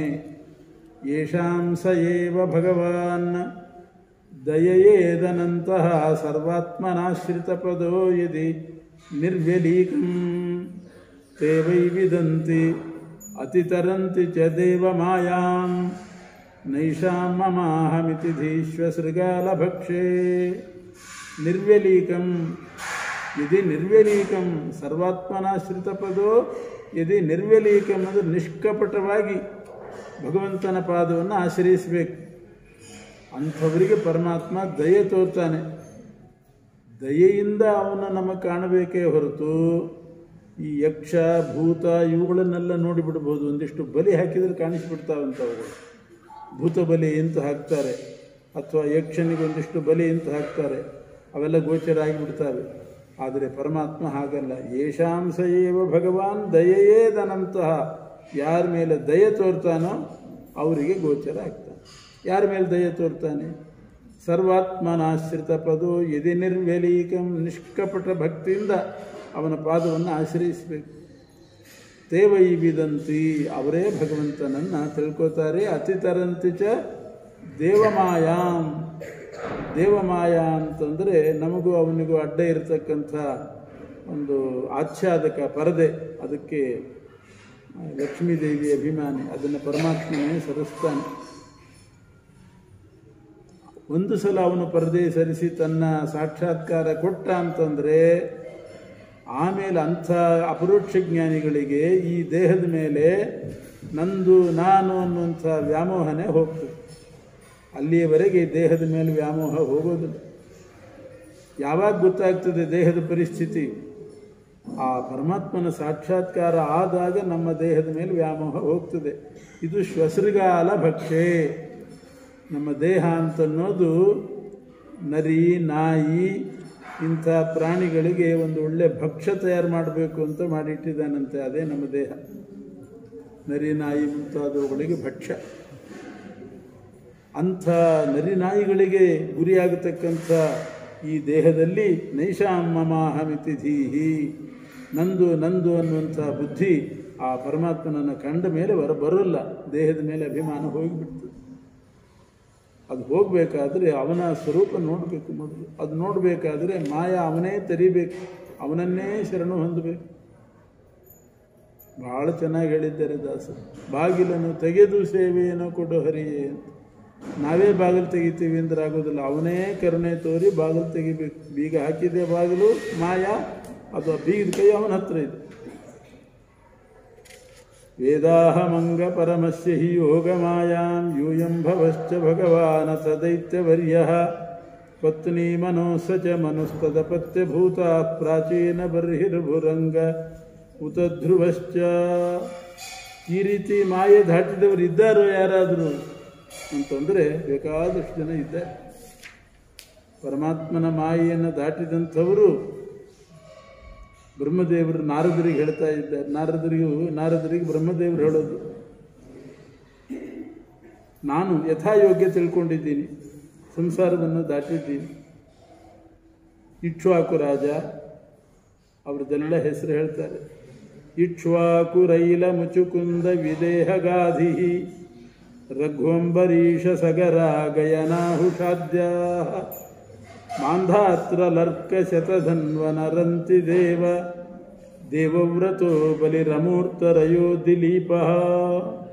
ಇಕ್ಷ್ವಾಕು ಮಹಾರಾಜ, ಐಲ ಅಂದರೆ ಪುರೂರವ ಅಂತ ಒಬ್ಬ ಚಕ್ರವರ್ತಿ, ಚಂದ್ರವಂಶದವನು ಐಲ. ಮುಚುಕುಂದ ಮಹಾರಾಜ, ವಿದೇಹ ರಾಜ, ಗಾಧಿರಾಜ, ಇಂದ್ರನ ಅವತಾರ ಅವನು ಗಾಧಿರಾಜ, ರಘು, ಅಂಬರೀಷ, ಸಗರ ಚಕ್ರವರ್ತಿ, ಗಯ, ನಾಹುಷ ಅಂದರೆ ಯಯಾತಿ, ನಹುಷನ ಮಗ ಯಯಾತಿ, ನಾಹುಷಾದ್ಯ, ಮಾಂಧಾತೃ ದೊಡ್ಡ ಚಕ್ರವರ್ತಿ, ಮಾಂಧಾತೃ, ಅಲರ್ಕ ಅವನು ಒಳ್ಳೆ ಯೋಗಿ, ಶತಧನ್ವನ, ರಂತಿದೇವ, ದೇವವ್ರತ ಅಂದರೆ ಭೀಷ್ಮರು, ಬಲಿ, ಅಮೂರ್ತರಯ ಮತ್ತು ದಿಲೀಪ, ಸೌಭರಿ, ಉದಂಕ, ಶಿಬಿ ಇವರೆಲ್ಲ ಋಷಿಗಳು. ಸೌಭರ್ಯುದಂಕ ಶಿಬಿ ದೇವಲ ಪಿಪ್ಪಲಾದ ಸಾರಸ್ವತೋದ್ಧವ ಪರಾಶರ ಭೂರಿಷೇಣ ಏನ್ನೇ ವಿಭೀಷಣ ಹನುಮದುಪೇಂದ್ರ ದತ್ತಾ ಪಾರ್ಥಾರ್ಷ್ಟಿಷೇಣ ವಿದುರಶ್ರುತದೇವ ಮುಖ್ಯ. ಇವರೆಲ್ಲ ಭಗವಂತನನ್ನು ಕಂಡು ಅವನ ಮಾಯೆ ದಾಟಿ ಭಗವಂತನನ್ನು ಕಂಡಂತಹ ಮಹಾನುಭಾವರಿದ್ದಾರೆ. ಸೌಭರಿ ಋಷಿಗಳು, ಉದಂಕರು, ಶಿಬಿ ಚಕ್ರವರ್ತಿ, ದೇವಲ ಋಷಿಗಳು, ಪಿಪ್ಪಲಾದರು, ಸಾರಸ್ವತರು, ಉದ್ಧವ, ಪರಾಶರ, ಭೂರಿಷೇಣ, ವಿಭೀಷಣ, ಹನುಮಂತ ಇವರೆಲ್ಲ ಇದರ್ತೆ ವೈವಿದಂತಿ ಅತಿತರಂತಿ ಚ ದೇವ ಮಾಯಾಂ. ಇವರೆಲ್ಲರೂ ಕೂಡ ಮಾಯೆ ದಾಟಿದವರು. ಇಂಥವರೇ ದಾಟ್ತಾರೆ ಅಂತೇನಿಲ್ಲ. ಸ್ತ್ರೀ ಶೂದ್ರ ಹೂಣ ಶಬರ ಅಪಿ ಪಾಪ ಜೀವಾ. ಸ್ತ್ರೀಯರಾಗಲಿ, ಶೂದ್ರರು, ಹೂಣರು, ಶಬರರು, ಇನ್ಯಾರೇ ಪಾಪ ಜೀವರಿರಲಿ, ಎಲ್ಲರೂ ಕೂಡ ಭಗವಂತನನ್ನು ಮೊರೆ ಹೊಕ್ಕು ದಾಟಬಹುದು. ಯದ್ಯದ್ಭುತ ಕ್ರಮ ಪರಾಯಣ ಶೀಲ ಶಿಕ್ಷಾ. ಅಷ್ಟೇ. ಅದ್ಭುತ ಕ್ರಮ ಅಂದರೆ ಪರಮಾತ್ಮ ಮಹಾಪರಾಕ್ರಮಶಾಲಿ. ಅದ್ಭುತ ಕ್ರಮ ಪರಾಯಣ ಶೀಲ ಶಿಕ್ಷಾ. ಆ ಹರಿಯಲ್ಲಿ ಪರಾಯಣರಾಗಿರಬೇಕು, ತನ್ಮಯತೆ ಹೊಂದಿರಬೇಕು. ತತ್ಶೀಲ ಶಿಷ್ಯ, ಭಗವಂತನಲ್ಲೇ ಸಂಬಂಧಪಟ್ಟಂಥ ಎಲ್ಲ ಶಿಕ್ಷಣ ಉಳ್ಳವರಾಗಿರಬೇಕು. ಆವಾಗ ಸ್ತ್ರೀ ಶೂದ್ರ ಹೂಣ ಶಬರ ಅಪಿ ಪಾಪಜೀವಾ. ಎಂಥ ಪಾಪಜೀವರಾದರೂ ಕೂಡ ಭಗವಂತನ ಪಾದ ಶರಣು ಹೊಂದಿದರೆ ತಿರ್ಯಗ್ಜನ ಅಪಿ, ಅವರೆಲ್ಲ ತಿರ್ಯಗ್ಜನರು ಅಂತ ಹೆಸರು. ಶಾಸ್ತ್ರಾಧಿಕಾರ ಇಲ್ಲದೇ ಇದ್ದವರು ಅವರೂ ಕೂಡ ಹೋಗ್ತಾರೆ. ಕಿಮು ಶ್ರುತಧಾರಣಾಯೇ. ಇನ್ನು ವೇದಾಧಿಕಾರಿಗಳಿಗೆ ಪರಮಾತ್ಮ ಗೋಚರ ಆಗೋದಿಲ್ಲ ಅಂತ ಏನು ಹೇಳೋದು. ಹೀಗೆ ಭಗವಂತನ ಮಾಯೆಯನ್ನು ದಾಟತಕ್ಕಂಥ ಉಪಾಯ, ಮಾಯಾ ನಿವರ್ತಕ ಅವನೇ ಅನ್ನೋದನ್ನು ತೋರಿಸಿದ್ದಾರೆ. ಪರಮಾತ್ಮನಿಗೆ ಸಮಾನರಿಲ್ಲ, ಅಧಿಕರಿಲ್ಲ. ಸಮಾನರೇ ಇಲ್ಲ ಅಂದಮೇಲೆ ಅಧಿಕರಂತೂ ಇಲ್ಲವೇ ಇಲ್ಲ. ಇದನ್ನು ಲಕ್ಷ್ಮೀದೇವಿ ತೋರಿಸ್ತಾಳೆ. ಏತಾವತಾಲಂ ನನು ಸೂಚಿತೇನ ಗುಣೈರ ಸಾಮ್ಯೇನ ತಿಶಾಯನೇಶ್ಯ ಹಿತ್ವೇತರಾನ್ ಪ್ರಾರ್ಥಯತೋ ವಿಭೂತಿ ಯಸ್ಯಾಂಘ್ರಿ ರೇಣುಂ ಜುಷತೆ ಅನಭೀಪ್ಸೋ. ಕ್ಷೀರಸಮುದ್ರ ಮಥನ ಆಯಿತು. ಕ್ಷೀರಸಮುದ್ರ ಮಥನ ಆದಾಗ ಲಕ್ಷ್ಮೀದೇವಿಯ ಪ್ರಾದುರ್ಭಾವ ಆಯಿತು. ಒಳ್ಳೆ ತರುಣಿಯಾಗೇ ಲಕ್ಷ್ಮೀದೇವಿ ಬಂದುಬಿಟ್ಲು ಕ್ಷೀರಸಮುದ್ರದಿಂದ. ಅಲ್ಲಿ ಕ್ಷೀರಸಮುದ್ರ ಮಥನ ಕಾಲದಲ್ಲಿ ದೇವತೆಗಳು, ದಾನವರು, ಮಾನವರು 3 ವರ್ಗದವರಿದ್ದರು. ಎಲ್ಲರೂ ಕೂಡ ಲಕ್ಷ್ಮಿ ಮೇಲೆ ಅಪೇಕ್ಷೆ. ಅವರು ದೇವತೆಗಳು ಕರೀತಿದ್ದಾರೆ ಲಕ್ಷ್ಮೀ ದೇವಿಯನ್ನು, ಈ ಕಡೆ ಬಾ, ಈ ಕಡೆ ಬಾ, ನಮ್ಮ ಕಡೆ ಬಾ ಅಂತ. ಯಾಕೆ? ಮದುವೆ ಮಾಡ್ಕೊಳ್ತೀವಿ ಅಂತಲ್ಲ, ಅಷ್ಟು ಅಜ್ಞಾನ ದೇವತೆಗಳಿಗಿಲ್ಲ. ಮದುವೆ ಮಾಡ್ಕೊಳ್ಳಿಕ್ಕೆ ಕರೆದಿದ್ದಲ್ಲ, ನಮ್ಮ ಮೇಲೆ ಅನುಗ್ರಹ ಮಾಡಿ ಹೋಗು, ನಮ್ಮ ಮೇಲೆ ಅನುಗ್ರಹ ಮಾಡಿ ಹೋಗು ಅಂತ ದೇವತೆಗಳು ಕರೀತಾ ಇದ್ದಾರೆ. ದಾನವರು ಕರೀತಿದ್ದಾರೆ, ನಾವು ಮದುವೆ ಮಾಡ್ಕೋತೀವಿ ಬಾ ಅಂತ. ಮಾನವರು ಕರೀತಿದ್ದಾರೆ, ನಮಗೆ ಮದುವೆನೂ ಬೇಡ, ಅನುಗ್ರಹ ಬೇಡ, ಹಣ ಕಾಸು ಕೊಟ್ಬಿಡು ಸಾಕು ಅಂತ ಮಾನವರು ಕರೀತಾ ಇದ್ದಾರಂತೆ. ತ್ರಿವರ್ಗದವರು ಕೂಡ ಲಕ್ಷ್ಮೀ ದೇವಿಯನ್ನು ಕರೆದರೆ ಯಾರ ಕಡೆನೂ ಕೂಡ ದೃಷ್ಟಿ ಹಾಕದೆ ಲಕ್ಷ್ಮೀದೇವಿ ಬ್ರಹ್ಮಾದಿ ದೇವತೆಗಳಿದ್ದರು, ದಾನವರಿದ್ದರು, ಮಾನವರಿದ್ದರು, ಹಿತ್ವೇತರಾನ್ ಎಲ್ಲರನ್ನೂ ಕೂಡ ಬಿಟ್ಟು ಪ್ರಾರ್ಥಯತಃ ಬೇಡ್ಕೋತಾ ಇದ್ದಾರೆ. ಈ ಕಡೆ ಬಾ ಅಂತ ಪ್ರಾರ್ಥಯತಃ ಬೇಡ್ತಿದ್ದಾರೆ. ಅಂಥವ್ರನ್ನ ಹಿತ್ವ ಬಿಟ್ಟು ವಿಭೂತಿ ಲಕ್ಷ್ಮೀದೇವಿ ಎಲ್ಲಿ ಹೋದ್ಲು? ಯಸ್ಯಾಂಘ್ರಿ ರೇಣುಂ ಜುಷತೆ ನಭೀಪ್ಸೋ. ಅಜಿತ ನಾಮಕ ಪರಮಾತ್ಮ ಇದ್ದ ಆವಾಗ ಎಲ್ಲೋ ಕೂತಿದ್ದ. ಈ ಲಕ್ಷ್ಮಿನ ಕರೆದಿಲ್ಲ, ಬಿಟ್ಟಿಲ್ಲ. ಇವರೆಲ್ಲ ಕರಿತಿದ್ದಾರೆ, ಈ ಕಡೆ ಬಾ ಅನುಗ್ರಹ ಮಾಡು ಅಂತ. ಅಜಿತ ನಾಮಕ ಪರಮಾತ್ಮ ಇದ್ದ. ಲಕ್ಷ್ಮಿ ಕಡೆ ಲಕ್ಷ್ಯವೂ ಹಾಕದೆ ಎಲ್ಲೋ ನೋಡ್ತಾ ಕೂತಿದ್ದ. ಅಲ್ಲಿ ಹೋದ್ಲು ಲಕ್ಷ್ಮೀದೇವಿ. ಪ್ರಾರ್ಥನೆ ಮಾಡುವವ್ರನ್ನ ಬಿಟ್ಟು ಅಲಕ್ಷ್ಯ ಮಾಡಿದ ಪರಮಾತ್ಮನ ಹತ್ರ ಹೋಗಿ ಅವನ ಕೊರಳಿಗೆ ಮಾಲೆ ಹಾಕಿ ಅವನ ಗಮನ ಸೆಳೆದು ಅಟೆನ್ಷನ್ ಈ ಕಡೆ ಬರೋ ಹಾಗೆ ಮಾಡಿ ಅದಕ್ಕೆ ಹೆಸರು ಗೋತ್ರ ಎಲ್ಲ ಹೇಳೋದು. ನಾನು ನಮಸ್ಕಾರ ಮಾಡ್ತಿದ್ದೀನಿ, ಅಹಂಭೋ ಅಭಿವಾದಯೇ ಅಂತಾರೆ. ಯಾಕೆಂದರೆ ಮನಸ್ಸೆಲ್ಲೋ ಇಟ್ಟಿರ್ತಾರೆ. ನಾವಿಲ್ಲಿ ನಮಸ್ಕಾರ ಮಾಡೋದು, ಅವ್ರು ಇನ್ಯಾರನ್ನೂ ನೋಡ್ತಿರ್ತಾರೆ, ಮಾಡಿದ್ದೇ ಗೊತ್ತಾಗೋದಿಲ್ಲ. ಅದಕ್ಕೆ ಅಹಂಭೋ ಅಭಿವಾದಯೇ ಅನ್ಬೇಕಂತೆ. ನಮಸ್ಕಾರ ಮಾಡ್ತಿದ್ದೀನಿ, ಸ್ವಲ್ಪ ನೋಡ್ರಿ ನನ್ನ ಅಂತ. ಇಷ್ಟೆಲ್ಲ ಹೇಳಿಕೊಂಡು ಗಮನ ಸೆಳೆದು ಲಕ್ಷ್ಮೀದೇವಿ ನಮಸ್ಕಾರ ಮಾಡಿ ಕೇಳಿದ್ದೇನು? ಯಸ್ಯಾಂಘ್ರಿ ರೇಣುಂ, ನಿಮ್ಮ ಪಾದದ ಧೂಳಿನ ಒಂದು ಕಣ ಕೊಡ್ರಿ ಸಾಕು ಅಂತ ಕೇಳಿದ್ದೆ. ಇನ್ನೇನು ಬೇಡ, ನಿಮ್ಮ ಪಾದದ ಧೂಳಿನ ಒಂದು ಕಣ ನಾನು ತಲೆ ಮೇಲೆ ಇಟ್ಟುಕೊಂಡು ಧನ್ಯಳಾಗ್ತೇನೆ ಅಂತ ಬೇಡಿದ್ದಲ್ಲ. ಏತಾವತಾಲಂ ನನ್ನ ಸೂಚಿತೇನಾ, ಇದು ಒಂದು ಸಾಕು ಹರಿ ಸರ್ವೋತ್ತಮ ಅನ್ನೋದು. ಎಲ್ಲರೂ ಬೇಡ್ತಾ ಇದ್ದಂಥ ದೇವದಾನವ ಮಾನವರನ್ನು ಧಿಕ್ಕರಿಸಿ ಭಗವಂತನ ಬಳಿ ಹೋಗಿ ಒಂದು ಪಾದದ ಧೂಳಿನ ಒಂದು ಕಣ ಸಾಕು ಅಂತ ಕೇಳ್ತಿದ್ದಾರೆ. ಗುಣಿ ರಸಾಮ್ಯ ಅನತಿಶಾಯನೇಶ್ಯ, ಪರಮಾತ್ಮನಿಗೆ ಸಮಾನರಿಲ್ಲ, ಅತಿಶಯನ ಮೀರಿದವರಿಲ್ಲ ಅನ್ನೋದಕ್ಕೆ ಲಕ್ಷ್ಮೀದೇವಿಯ ಈ ಪ್ರಸಂಗವೇ ಸಾಕ್ಷಿ. ಅದಕ್ಕೆ ಹೇಳ್ತಾರೆ, ಲಕ್ಷ್ಮೀಕಾಂತ ಸಮಂತತೋಪಿ ಕಲಯನ್ ನೈವೇಶಿತುಸ್ತೆ ಸಮಂ ಪಶ್ಯಾಮಿ ಉತ್ತಮ ವಸ್ತು ದೂರತರತೋಪಾಸ್ತಂ. ಅದಕ್ಕೆ ಲಕ್ಷ್ಮೀಕಾಂತ ಅಂದರು. ಲಕ್ಷ್ಮೀದೇವಿ ಬಂದು ನಿನಗೆ ಮಾಲೆ ಹಾಕಿದ್ದಾಳೆ ಲಕ್ಷ್ಮೀಕಾಂತ. ಆ ಲಕ್ಷ್ಮೀದೇವಿಯಿಂದಲೇ ನಮಗೆ ಗೊತ್ತಾದ್ದೇನು, ನಿನಗೆ ಸಮಾನರಿಲ್ಲ, ಉತ್ತಮರಿಲ್ಲ ಅನ್ನೋದು ಗೊತ್ತಾಯಿತು. ಇದೇ ಭಾಗವತದ ಸಾರ. ಬ್ರಹ್ಮೋಪದೇಶ ಅಂದರೆ 8ನೇ ಸ್ಕಂದದಲ್ಲಿ ಕ್ಷೀರ ಸಮುದ್ರ ಮಥನದ ಕಥೆ ಬರ್ತದೆ. ಅದರ ಸಾರವೇ ಇದು. ಏನು, ಲಕ್ಷ್ಮೀದೇವಿ ಹರಿಸರ್ವೋತ್ತಮತ್ವವನ್ನು ಸ್ಪಷ್ಟವಾಗಿ ತೋರಿಸಿದ್ವು ಅನ್ನೋದೇ ಮುಖ್ಯ.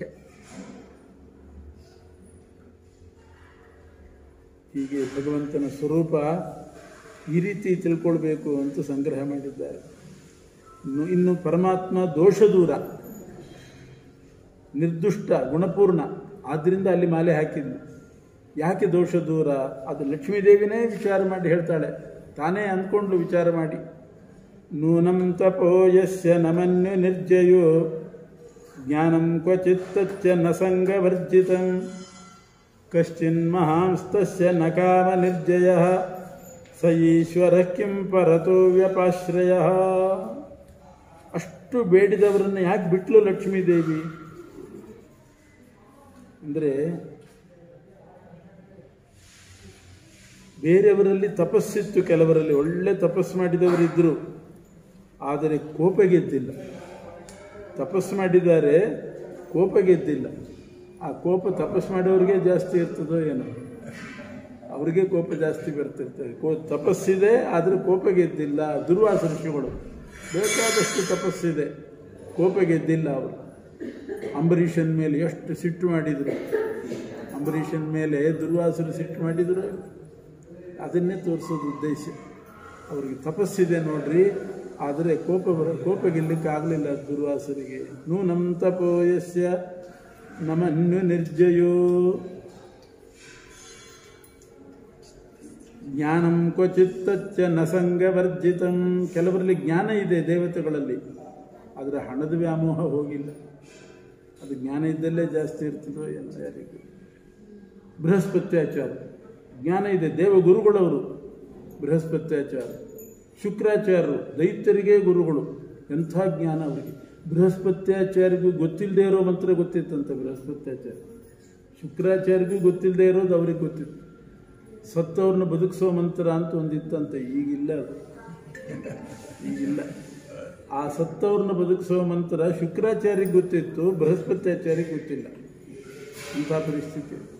ಅದಕ್ಕೆ ಶುಕ್ರಾಚಾರ್ಯರ ಹತ್ರ ಎಷ್ಟು ಸಂಪತ್ತಿತ್ತು ಗೊತ್ತೇನೋ, ಅಷ್ಟು ಜ್ಞಾನಿಗಳು ಅವರು ಎಷ್ಟು ಹಣ ಸಂಪಾದನೆ ಮಾಡಿರ್ಬೋದು. ಕುಬೇರನ ಹತ್ತಿರ ಇದ್ದ ಹಣ ಶುಕ್ರಾಚಾರ್ಯರ ಹತ್ತಿರ ಇದ್ದ ಹಣದ ಕಾಲು ಭಾಗ ಅಷ್ಟೇ.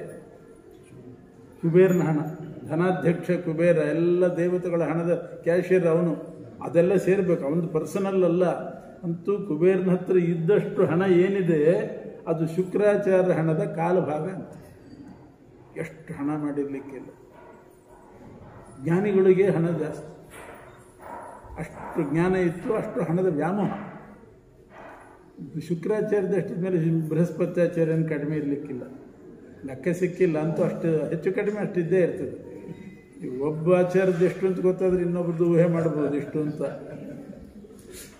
ಅಷ್ಟು ಇದ್ದರೂ ಕೂಡ ಶುಕ್ರಾಚಾರ್ಯ ಏನು ಮಾಡಿದರು, ಆ ಕುಬೇರನ ಹಣ ಇದೆಯಲ್ಲ ಅದ್ರ ಮೇಲೆ ಆಸೆ ಬಂದು ತಮ್ಮ ಮಂತ್ರಶಕ್ತಿಯಿಂದ ಕುಬೇರನ ಹಣ ತಮ್ಮನೆಗೆ ಬರೋ ಹಾಗೆ ಮಾಡಿಕೊಂಡ್ರು. ಇಂಥ ಕುಬೇರನ ಹಣ ತಮ್ಮನೆಗೆ ಬರಬೇಕು ಅಂಥ ಶಕ್ತಿ ಮಾಡಿ ಅದನ್ನು ಹಂಗೋ ಆಕರ್ಷಣೆ ಮಾಡಿಬಿಟ್ರಂತೆ. ಗೊತ್ತಾಯಿತು ಕುಬೇರನಿಗೆ, ಇದ್ದಕ್ಕಿದ್ದ ಹಾಗೆ ಇತ್ತಲ್ಲೇ ಹಣ ಕಾಣಿಸ್ತಾ ಇಲ್ಲ, ಇದು ಇವ್ರದ್ದೇ ಕೆಲಸ ಇರಬೇಕು ಅಂತ ಹೇಳಿ ರುದ್ರದೇವರ ಹತ್ರ ಹೇಳಿದ್ನಂತೆ ಕುಬೇರ. ಪಕ್ಕದ ದಿಕ್ಕಿನವರು, ಅವರು ಪಕ್ಕದ ಮನೆಯವರು. ಕುಬೇರ ಉತ್ತರ, ಅದರ ಪಕ್ಕ ಈಶಾನ್ಯ ರುದ್ರ. ಅಲ್ಲಿ ಹೇಳಿದಾಗ ರುದ್ರದೇವರು ಹಾಗಾದರೆ ಆ ಶುಕ್ರಾಚಾರ್ಯನ ಸುಮ್ಮನೆ ಬಿಡೋದಿಲ್ಲ ಅಂತ ಹೇಳಿ ರುದ್ರದೇವರು ತಮ್ಮ ಶೂಲದಿಂದ ಶುಕ್ರಾಚಾರ್ಯನ ಚುಚ್ಚಿ ಬಾಯಿಗೆ ಹಾಕ್ಕೊಂಡ್ಬಿಟ್ರಂತೆ. ಬಾಯಿಗೆ ಹಾಕ್ಕೊಂಡ ಮೇಲೆ ಆಮೇಲೆ ಮತ್ತೆ ಹೊರಗೆ ಬಿಡಬೇಕಲ್ಲ, ಮತ್ತು ಪೌರೋಹಿತ್ಯಕ್ಕೆ ಅವರೇ ಬೇಕು, ಮತ್ತು ಬೇರೆ ಗತಿ ಇಲ್ಲ. ಮತ್ತು ಬಿಟ್ಟರು. ಬಿಟ್ಟಾಗ ಅದಕ್ಕೆ ಅವರಿಗೆ ಶುಕ್ರ ಅಂತ ಹೆಸರು ಬಂತು. ಶುಕ್ರ ಅಂತಂದರೆ ಮೂತ್ರದ್ವಾರದಿಂದ ಹೊರಗೆ ಬಂದವರು ಅಂತ ಅರ್ಥ. ಅದಕ್ಕೆ ಶುಕ್ರ ಅಂತ ಹೆಸರು ಬಂತಂತೆ. ಶುಕ್ರ ಶೋಣಿತ ಅಂತಾರೆ ಅದಕ್ಕೆ, ಶುಕ್ರ ಅಂತ ಹೆಸರು ಬಂದದ್ದು ಅದಕ್ಕೆ. ಜ್ಞಾನಂ ಕ್ವಚಿತ್ ನ ಸಂಘವರ್ಜಿತಂ. ಇಷ್ಟು ಜ್ಞಾನ ಇತ್ತು, ಆದರೆ ಹಣದ ಸಂಘ ಹೋಗಿದ್ದಿಲ್ಲ, ಹಣದ ವ್ಯಾಮೋಹ ಹೋಗಿದ್ದಿಲ್ಲ. ಮಂತ್ರಿಗಳಿಗೆ ಸಮಾನರಾಗಿದ್ದರು ಅಂತ ಉಂಟು, ವ್ಯಾಖ್ಯಾನದಲ್ಲಿ ಬರೀತಾರೆ. ದೇವ ದೈತ್ಯ ಪುರೋಹಿತರು ಮಂತ್ರಿ ಸದೃಶವು ಇತಿ ಪ್ರಸಿದ್ಧಂ.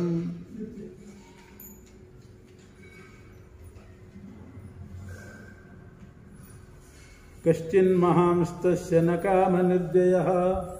ಮಹತ್ತತ್ವಾಭಿಮಾನಿ ಚತುರ್ಮುಖ ಬ್ರಹ್ಮದೇವರು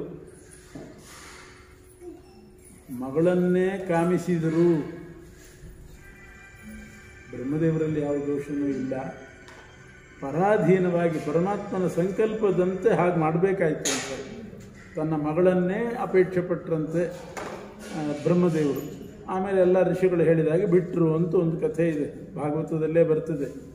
ಇದೇನು ಬ್ರಹ್ಮದೇವರು ಹೀಗೆ ಮಾಡಿದರು ಅಂತಂದರೆ ಕಾಮ ಗೆದ್ದಿಲ್ಲ ಅಂತಲ್ಲ, ಕಾಮ ಗೆದ್ದಿಲ್ಲ ಅನ್ನೋದನ್ನು ತೋರಿಸ್ಕೊಂಡ್ರು, ಪರಮಾತ್ಮನ ಸಂಕಲ್ಪದಂತೆ ತೋರಿಸ್ಕೊಂಡ್ರು. ಅಂತೂ ಅವರು ಪರಾಧೀನರು. ಇನ್ನು ಇಂದ್ರನ ಪದವಿಗೆ ಶಾಪ ಇದೆ. ಕೆಲವು ಚೇರೆ ಹಂಗಿರ್ತದೆ, ಆ ಕೂತವರೆಲ್ಲ ಬೀಳ್ತಿರ್ತಾರೆ. ಆ ಚೇರಿನ ಸ್ವಭಾವನೆ ಯಾರು ಕೂತರು ಸ್ಥಿರವಾಗಿ. ಇಂದ್ರ ಪದವಿಗೆ ಶಾಪ ಕೊಟ್ಟುಬಿಟ್ಟಿದ್ದಾರೆ ಯಾರು? ಗೌತಮ ಋಷಿಗಳು. ಅಹಲ್ಯೆಯನ್ನು, ಗೌತಮ ಋಷಿಗಳ ಹೆಂಡತಿ ಅಹಲ್ಯೆ ಭಾರೀ ಸುಂದರಿ. ದೇವೇಂದ್ರ ಇಚ್ಛೆಪಟ್ಟ ಅಹಲ್ಯೆಯನ್ನು ತಾನು ಮದುವೆ ಮಾಡಿಕೊಳ್ಬೇಕು ಅಂತ ಇಚ್ಛೆಪಟ್ಟ. ಬಲಾತ್ಕಾರನೂ ಮಾಡಿದ, ಅಹಲ್ಯ ಧರ್ಷಣ ಮಾಡಿದ. ಅದು ಇವ್ರಿಗೆ ಗೊತ್ತಾಯಿತು, ಗೌತಮ ಋಷಿಗಳಿಗೆ ಗೊತ್ತಾಯಿತು. ನೀನು ಆ ಪದವಿಯಲ್ಲಿ ಕೂತದ್ರಿಂದ ನಿನಗೆ ಅಷ್ಟು ಧೈರ್ಯ ಬಂತು, ಇಲ್ಲದಿದ್ದರೆ ಬರ್ತಿದ್ದಿಲ್ಲ. ಹೇಗಿದ್ರೆ ಸ್ಥಾನ ಇದೆ, ಏನು ಬೇಕಾದ್ರೂ ಮಾಡಿಬಿಡ್ಬೋದು ಅಂತ ಪದವಿ ನಿಮಿತ್ತಕವಾಗಿ ನೀನು ಇಂಥ ಕೆಲಸ ಮಾಡಿದ್ದಿ. ಈ ಪದವಿಯಲ್ಲಿ ಕೂತವರೆಲ್ಲ ಅಶಾಶ್ವತವಾಗಲಿ ಅಂತ ಶಾಪ ಕೊಟ್ಟು. ಈ ಪದವಿಯೇ ಅಶಾಶ್ವತವಾಗಲಿ, ಯಾರು ಕೂತರೂ ಬೀಳ್ತಿರ್ತಾರೆ. ಅದಕ್ಕೆ ಪ್ರತಿಯೊಂದು ಮನ್ವಂತರದಲ್ಲಿ ಒಬ್ಬ ಇಂದ್ರ ಅಂತ ಇರ್ತಾನೆ. ಆ ಇಂದ್ರನಿಗೊಬ್ಬ ಉಪೇಂದ್ರ ಬೇಕೇ ಬೇಕು. ಉಪೇಂದ್ರ ಅಂದರೆ ಪರಮಾತ್ಮ, ಇಂದ್ರನ ಉಪ ಅಂದರೆ ಮೇಲಿರುವವನು, ಉಪಾಧ್ಯಕ್ಷ ಇದ್ದಂಗಲ್ಲ, ಕೆಳಗಿನವನು ಅಂತ ಅರ್ಥ ಅಲ್ಲ ಇಲ್ಲಿ. ಇಂದ್ರನ ಮೇಲಿರುವವನು ಉಪೇಂದ್ರ. ಇಂದ್ರ ಕೆಳಗೆ ಬಿದ್ದಾಗೆಲ್ಲ ಮತ್ತೆ ಪರಮಾತ್ಮ ಬಂದು ಆ ಇಂದ್ರನನ್ನು ಪುನಃ ಸಿಂಹಾಸನದಲ್ಲಿ ಕೂಡಿಸ್ಬೇಕು. ಬಲಿಚಕ್ರವರ್ತಿ ಇಂದ್ರನ ಕೆಳಗೆ ಹಾಕಿ ತಾನು ಕೂತ. ಆವಾಗ ಉಪೇಂದ್ರ ಅಂದರೆ ವಾಮನ ಬಂದು ಬಲಿಚಕ್ರವರ್ತಿಯಿಂದ ಕಸ್ಕೊಂಡು ಮತ್ತೆ ಇಂದ್ರನನ್ನು ಅಲ್ಲಿ ಕೂಡಿಸಿದ. ಈ ಮನ್ವಂತರದಲ್ಲಿ ವಾಮನನೇ ಉಪೇಂದ್ರ, ಅದೊಂದು ಪದವಿ ಉಪೇಂದ್ರ ಅಂತ. ಪ್ರತಿ ಮನ್ವಂತರಕ್ಕೆ ಇಂದ್ರನಿಗೆ ಅನುಗ್ರಹ ಮಾಡಲಿಕ್ಕೆ ಒಬ್ಬ ಬರ್ತಾನೆ ಪರಮಾತ್ಮ, ಅವನೇ ಉಪೇಂದ್ರ. ಇವನು ಬರೀ ಇಂದ್ರ, ಅವನು ಉಪೇಂದ್ರ. ಅಧ್ಯಕ್ಷ ಉಪಾಧ್ಯಕ್ಷ ಅಂತ ಮಾತ್ರ ತಿಳ್ಕೊಬಾರ್ದು, ಕಡಿಮೆ ಆಗಿಬಿಡ್ತಾರೆ. ಉಪಾಧ್ಯಕ್ಷರು ಸ್ವಲ್ಪ ಕಡಿಮೆ ಸ್ಥಾನ. ಉಪೇಂದ್ರ ಅಂದರೆ ಇಂದ್ರನಿಗಿಂತ ಕೆಳಗಿನವನು ಅಂತ ಅರ್ಥ ಅಲ್ಲ. ಉಪ ಅಂದರೆ ಉಪ್ಪರಿಗೆ ಮೇಲೆ ಅಂತ ಅರ್ಥ. ಉಪ ಅಂದರೆ ಮೇಲೆ, ಸಂಸ್ಕೃತದಲ್ಲಿ ಉಪೋಧಿಕೇಚ ಅಂತ. ಉಪ ಅಂದರೆ ಮೇಲೆ ಅಂತ ಅರ್ಥ. ಹೀಗೆ ಕಶ್ಚಿನ್ ಮಹಾಂಸ್ತಸ್ಯ ನ ಕಾಮನಿರ್ಜ್ಯ ಸ ಈಶ್ವರ ಕಿಂ ಪರತೋ ವ್ಯಪಾಶ್ರಯ. ಇದೆಲ್ಲ ದೋಷಗಳು ಬ್ರಹ್ಮಾದಿ ದೇವತೆಗಳಲ್ಲಿದೆ. ಬ್ರಹ್ಮದೇವರು ಪರತಂತ್ರರು, ಇವರಿಗೆಲ್ಲ ಧನದ ವ್ಯಾಮೋಹ. ಶುಕ್ರಾಚಾರ್ಯ ಬೃಹಸ್ಪತ್ಯಾಚಾರ್ಯರಿಗೆ ಇಂದ್ರ ಪರಮಾತ್ಮನನ್ನು ಆಶ್ರಯಿಸಿಯೇ ಆ ಪದವಿಯನ್ನು ಇಟ್ಕೋಬೇಕು. ಅವನು ವಾಮನನಿಂದಾಗಿ ಅವನಿಗೆ ಪುನಃ ಪದವಿ ಸಿಕ್ತು, ಇಲ್ಲದಿದ್ದರೆ ಸಿಗ್ತಿದ್ದಿಲ್ಲ. ಅಂದಮೇಲೆ ಎಲ್ಲರೂ ಒಂದಲ್ಲ ಒಂದು ನ್ಯೂನತೆ ಉಳ್ಳವರು. ಯಾವ ನ್ಯೂನತೆಯೂ ಇಲ್ಲದೇ ಇರತಕ್ಕಂಥ ನಿರ್ದೋಷ ಅಂದರೆ ಪರಮಾತ್ಮ ಒಬ್ಬನೇ.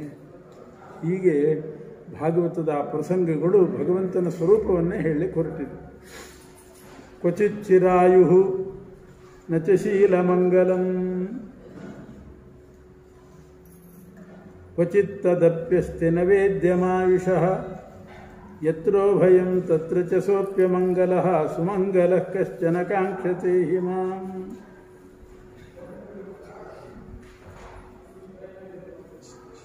ಚಿರಾಯು ಅಂದರೆ ಶೇಷದೇವರು. ಆಯುಷ್ಯ ಬಹಳ ಇದೆ ಅಂತ ಚಿರಾಯು. ಆದರೆ ನಚಶೀಲ ಮಂಗಲಂ, ಮಂಗಳ ಸ್ವಭಾವ ಅಲ್ಲ. ಹಾವು ಕಚ್ಚೋದು, ಹಾವು ಅಂದರೆ ಎಲ್ಲರೂ ಹೆದರ್ತಾರೆ. ಮಂಗಳ ಸ್ವಭಾವ ಅಲ್ಲ. ಬ್ರಹ್ಮದೇವರು ಮಂಗಳ ಸ್ವಭಾವರು. ಆದರೆ ನವೇದ್ಯಮಾಯುಷಃ, ಅವರ ಆಯುಷ್ಯಕ್ಕೂ ಒಂದು ಮಿತಿ ಉಂಟು, ಅವಧಿ ಉಂಟೇ ಉಂಟು ಬ್ರಹ್ಮದೇವರ ಆಯುಷ್ಯಕ್ಕೂ ಕೂಡ.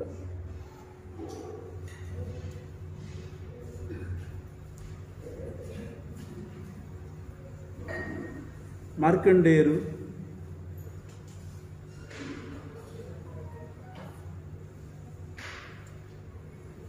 ಕ್ವಚಿತ್ ಚಿರಾಯು ನ ಚ ಶೀಲಮಂಗಲಂ.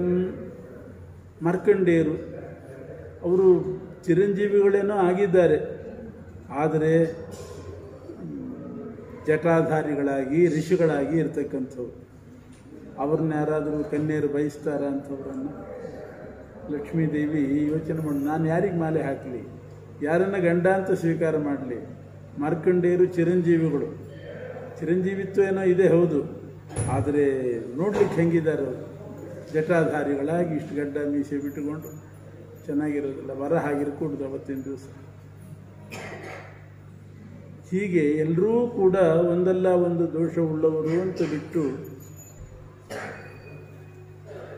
ಪರಮಾತ್ಮ ಕೊನೆ ಪಕ್ಷ ಲಕ್ಷ್ಮಿಯನ್ನು ಅಪೇಕ್ಷೆ ಅಂತೂ ಪಟ್ಟರಲ್ಲ, ಅದೇ ದೋಷ. ಲಕ್ಷ್ಮಿಯನ್ನು ಅಪೇಕ್ಷೆ ಪಟ್ಟರು ಅನ್ನೋದೇ ದೋಷ. ಪರಮಾತ್ಮ ಲಕ್ಷ್ಮಿಯನ್ನು ಅಪೇಕ್ಷೆ ಪಡಲಿಲ್ಲ. ಲಕ್ಷ್ಮಿಯನ್ನು ಅಪೇಕ್ಷೆ ಪಡೋದು ದೋಷ. ಸ್ತ್ರೀಯನ್ನು ಅಪೇಕ್ಷೆ ಪಟ್ಟು ಮದುವೆ ಮಾಡ್ಕೋಬಾರ್ದಂತೆ, ಧರ್ಮವನ್ನು ಅಪೇಕ್ಷೆ ಪಟ್ಟು ಮದುವೆ ಮಾಡ್ಕೋ. ನಮಗೊಂದು ಕನ್ಯಾ ಬೇಕು, ಒಂದು ಹೆಣ್ಣು ಬೇಕು ಅಂತ ಹೆಣ್ಣಿನ ಅಪೇಕ್ಷೆಯಿಂದ ಮದುವೆ ಮಾಡಿಕೊಂಡ್ರೆ ಅದು ಸ್ವಲ್ಪ ನ್ಯೂನತೆ. ಅದು ಮತ್ತು ಮದುವೆ ಬೇಕು, ಯಾಕೆ ಬೇಕು? ನನಗೊಂದು ಹೆಣ್ಣು ಬೇಕು, ನಮ್ಮ ಸುಖಕ್ಕೆ ಬೇಕು ಅಂತ ಅಲ್ಲ, ಧರ್ಮಾನುಷ್ಠಾನಕ್ಕೆ ಬೇಕು. ಹೆಂಡತಿ ಇತ್ತು ಅಂತಾದರೆ ಯಜ್ಞಾದಿಗಳಿಗೆ ಅಧಿಕಾರ ಪ್ರಾಪ್ತಿ ಆಗ್ತದೆ, ಯಜ್ಞಾದಿಗಳಲ್ಲಿ ಅಧಿಕಾರ ಸಿಗ್ತದೆ. ಅದಕ್ಕೋಸ್ಕರ ಪತ್ನಿ ಬೇಕು. ದಂಪತ್ಯೋ ಸಹಾಧಿಕಾರ. ಅದಕ್ಕೋಸ್ಕರ ಧರ್ಮವನ್ನು ಬಯಸಿ ಅಥವಾ ಪೂರ್ವಿಕರನ್ನು ಉದ್ಧಾರ ಮಾಡಬೇಕು, ಸಂತಾನ ಆಗಬೇಕು, ಪೂರ್ವಿಕರ ಉದ್ಧಾರ ಆಗಬೇಕು, ಈ ಧರ್ಮ ದೃಷ್ಟಿಯಿಂದ ಮದುವೆ ಆಗಬೇಕೇ ಹೊರತು ಕೇವಲ ಸೌಖ್ಯ ದೃಷ್ಟಿಯಿಂದ ಮದುವೆ ಅದು ಯಾವ ಹೆಣ್ಣು ಒಪ್ಪೋದು. ಕೇವಲ ನನಗೊಂದು ಸೌಖ್ಯ ಬೇಕು, ಸುಖ ಸಾಧನ, ಹೆಂಡತಿ ಸುಖ ಸಾಧನ ಅಂತಾಗೋದನ್ನು ಯಾವ ಸ್ತ್ರೀಯರು ಒಪ್ಪೋದು. ಧರ್ಮ ಸಾಧನ ಆಗಬೇಕು. ಅದಕ್ಕೆ ನಮ್ಮಲ್ಲಿ ಹೇಳುವಾಗ ಧರ್ಮಪತ್ನಿ ಅಂತ. ಧರ್ಮಪತ್ನಿ ಅಂತ ಹೇಳೋದು ರೂಢಿ. ಬರೇ ಪತ್ನಿ ಅಲ್ಲ, ಇವಳು ನನ್ನ ಹೆಂಡತಿ ಅಂತಲ್ಲ, ಧರ್ಮಪತ್ನಿ ಅಂತ ಅನ್ಬೇಕು. ಧರ್ಮಕ್ಕೆ ಸಾಧನ ಆಗಬೇಕು. ಪರಮಾತ್ಮ ಅವನಿಗೆ ಹೆಣ್ಣಿನ ಅಪೇಕ್ಷೆನೇ ಇದ್ದಿಲ್ಲ. ಉಳಿದವ್ರಿಗೆಲ್ಲ ಒಂದು ಸ್ತ್ರೀ ಬೇಕು ಅಂತ ಅಪೇಕ್ಷೆ ಇತ್ತು. ಹೇಳ್ತಾಳೆ ಹುಡುಗಿ, ನಿನಗೆ ನಾನು ಬೇಕೋ ಧರ್ಮ ಬೇಕೋ, ನನ್ನ ಮದುವೆ ಯಾತಕ್ಕೆ ಮಾಡ್ಕೋತೀವಿ, ನನ್ನ ಸೌಂದರ್ಯಕ್ಕೆ ಮಾಡ್ಕೋತೀಯೋ ಧರ್ಮಕ್ಕೆ ಮಾಡ್ತೀವೋ? ಇಲ್ಲ ನೀನು ಸೌಂದರ್ಯ ಇದೆ ಅದಕ್ಕೋಸ್ಕರ ಮಾಡ್ಕೋತೀನಿ ಅಂತಂದರೆ ನಿನ್ನಿಂದ ಇಷ್ಟೇ ಹಣೆ ಬಾರ ಇಷ್ಟೇ ಅಂತ. ಧರ್ಮ ಬೇಕು. ಅದು ಪರಮಾತ್ಮನಲ್ಲಿ ಅಂಥ ಸ್ವಭಾವ ಇಲ್ಲ. ಅದಕ್ಕೆ ಹೇಳಿದರು ಹಿಂದೆ, ಅನಭೀಪ್ಸೋಹೋ ಲಕ್ಷ್ಮೀ ದೇವಿಯನ್ನು ಅವಳ ಸೌಂದರ್ಯಾದಿಗಳನ್ನು ನೋಡಿ ಅಪೇಕ್ಷೆ ಪಟ್ಟು ಕೂತಿದ್ದಿಲ್ಲ ಪರಮಾತ್ಮ. ಉಳಿದವರೆಲ್ಲ ಈ ಹೆಣ್ಣು ಬೇಕು ಅಂತ ಅಪೇಕ್ಷೆ ಪಡ್ತಾ ಇದ್ದರು, ಪರಮಾತ್ಮ ಆ ಅಪೇಕ್ಷೆ ಪಟ್ಟಿದ್ದಿಲ್ಲ. ಅವನೇ ನನಗೆ ವರ ಆಗೋದಕ್ಕೆ ಸರಿ ಅಂತ ಭಾವಿಸಿದ್ರು. ಬಹಳ ಸ್ವಾರಸ್ಯವಾಗಿದೆ ಅನಭೀಪ್ಸೋಹೋ ಅನ್ನೋ ಶಬ್ದ. ಕೇವಲ ಸ್ತ್ರೀಯ ಆಕಾಂಕ್ಷೆಯಿಂದ ಮದುವೆ ಮಾಡಿಕೊಳ್ಳೋದಾದರೆ ಸ್ತ್ರೀಯರು ಯೋಚನೆ ಮಾಡಬೇಕಾಗ್ತದೆ. ಧರ್ಮದ ಅಪೇಕ್ಷೆಯಿಂದ ಇರಬೇಕು. ಏವಂ ವಿಮರ್ಶ್ಯ ವ್ಯಭಿಚಾರಿ ಸದ್ಗುಣಂ ಪದಂ ನಿಜೈಕಾಶ್ರಯಿ ಸದ್ಗುಣಾಶ್ರಯಂ ವವ್ರೇವರಂ ಸರ್ವಗುಣೈರಪೇಕ್ಷಿತಂ ರಮಾ ಮುಕುಂದಂ ನಿರಪೇಕ್ಷಮೀಪ್ಸಿತಂ. ಅದಕ್ಕೆ ನಿರಪೇಕ್ಷಂ, ಯಾವ ಅಪೇಕ್ಷೆ ಇಲ್ಲ. ಧರ್ಮದ ಅಪೇಕ್ಷೆ ಬಿಟ್ಟರು ಬೇರೆ ಯಾವ ಸ್ತ್ರೀಯ ಅಪೇಕ್ಷೆ ಇದ್ದಿಲ್ಲ. ಆದ್ದರಿಂದ ನಿರ್ದುಷ್ಟತ್ವ ಇದನ್ನೆಲ್ಲ ಸ್ವರೂಪವನ್ನು ಇಲ್ಲಿ ಪರಿಚಯ ಮಾಡಿಕೊಟ್ಟಿದ್ದಾರೆ. ಇನ್ನೊಂದು ಪರಮಾತ್ಮನ ಗುಣ ಅಂದರೆ ಭಕ್ತಾನುಕಂಪಿತ್ವ. ತನ್ನಲ್ಲಿ ಭಕ್ತಿ ಮಾಡಿದರೆ ಎಷ್ಟು ಅನುಕಂಪೆ ತೋರಿಸ್ತಾನೆ ಅಂದರೆ, ಲಕ್ಷ್ಮೀದೇವಿ ಆ 3 ವರ್ಗದವರನ್ನ ಧಿಕ್ಕರಿಸಿ ಪರಮಾತ್ಮನಿಗೆ ಮಾಲೆ ಹಾಕಿದ್ದಲ್ಲ, ಇಷ್ಟು ಭಕ್ತಿ ತೋರಿಸಿದ್ಲು, ಸರ್ವೋತ್ತಮತ್ವವನ್ನು ಪ್ರಕಟಪಡಿಸಿದ್ಲು. ಪರಮಾತ್ಮ ಕೊಟ್ಟ ಬಹುಮಾನ ಏನು? ಭಗವಂತ ಲಕ್ಷ್ಮೀದೇವಿಗೇನು ಬಹುಮಾನ ಕೊಟ್ಟ? ಇಂಥ ಸರ್ವೋತ್ತಮತ್ವ ತೋರಿಸಿದ್ದಕ್ಕೆ ಲಕ್ಷ್ಮೀದೇವಿಯನ್ನು ಎತ್ತಿ ತನ್ನ ಎದೆ ಮೇಲೆ ಕೂಡಿಸ್ಕೊಂಡು, ಅದಕ್ಕೆ ವಕ್ಷಸ್ಥಳದಲ್ಲಿ ಲಕ್ಷ್ಮೀದೇವಿಗೆ ವಾಸ. 2 ರೂಪ, ಒಂದು ತೊಡೆ ಮೇಲೆ ಒಂದು ರೂಪ ಕೂತಿರ್ತದೆ, ಎದೆ ಮೇಲೆ ಇನ್ನೊಂದು ರೂಪ ಕೂತಿರ್ತದೆ.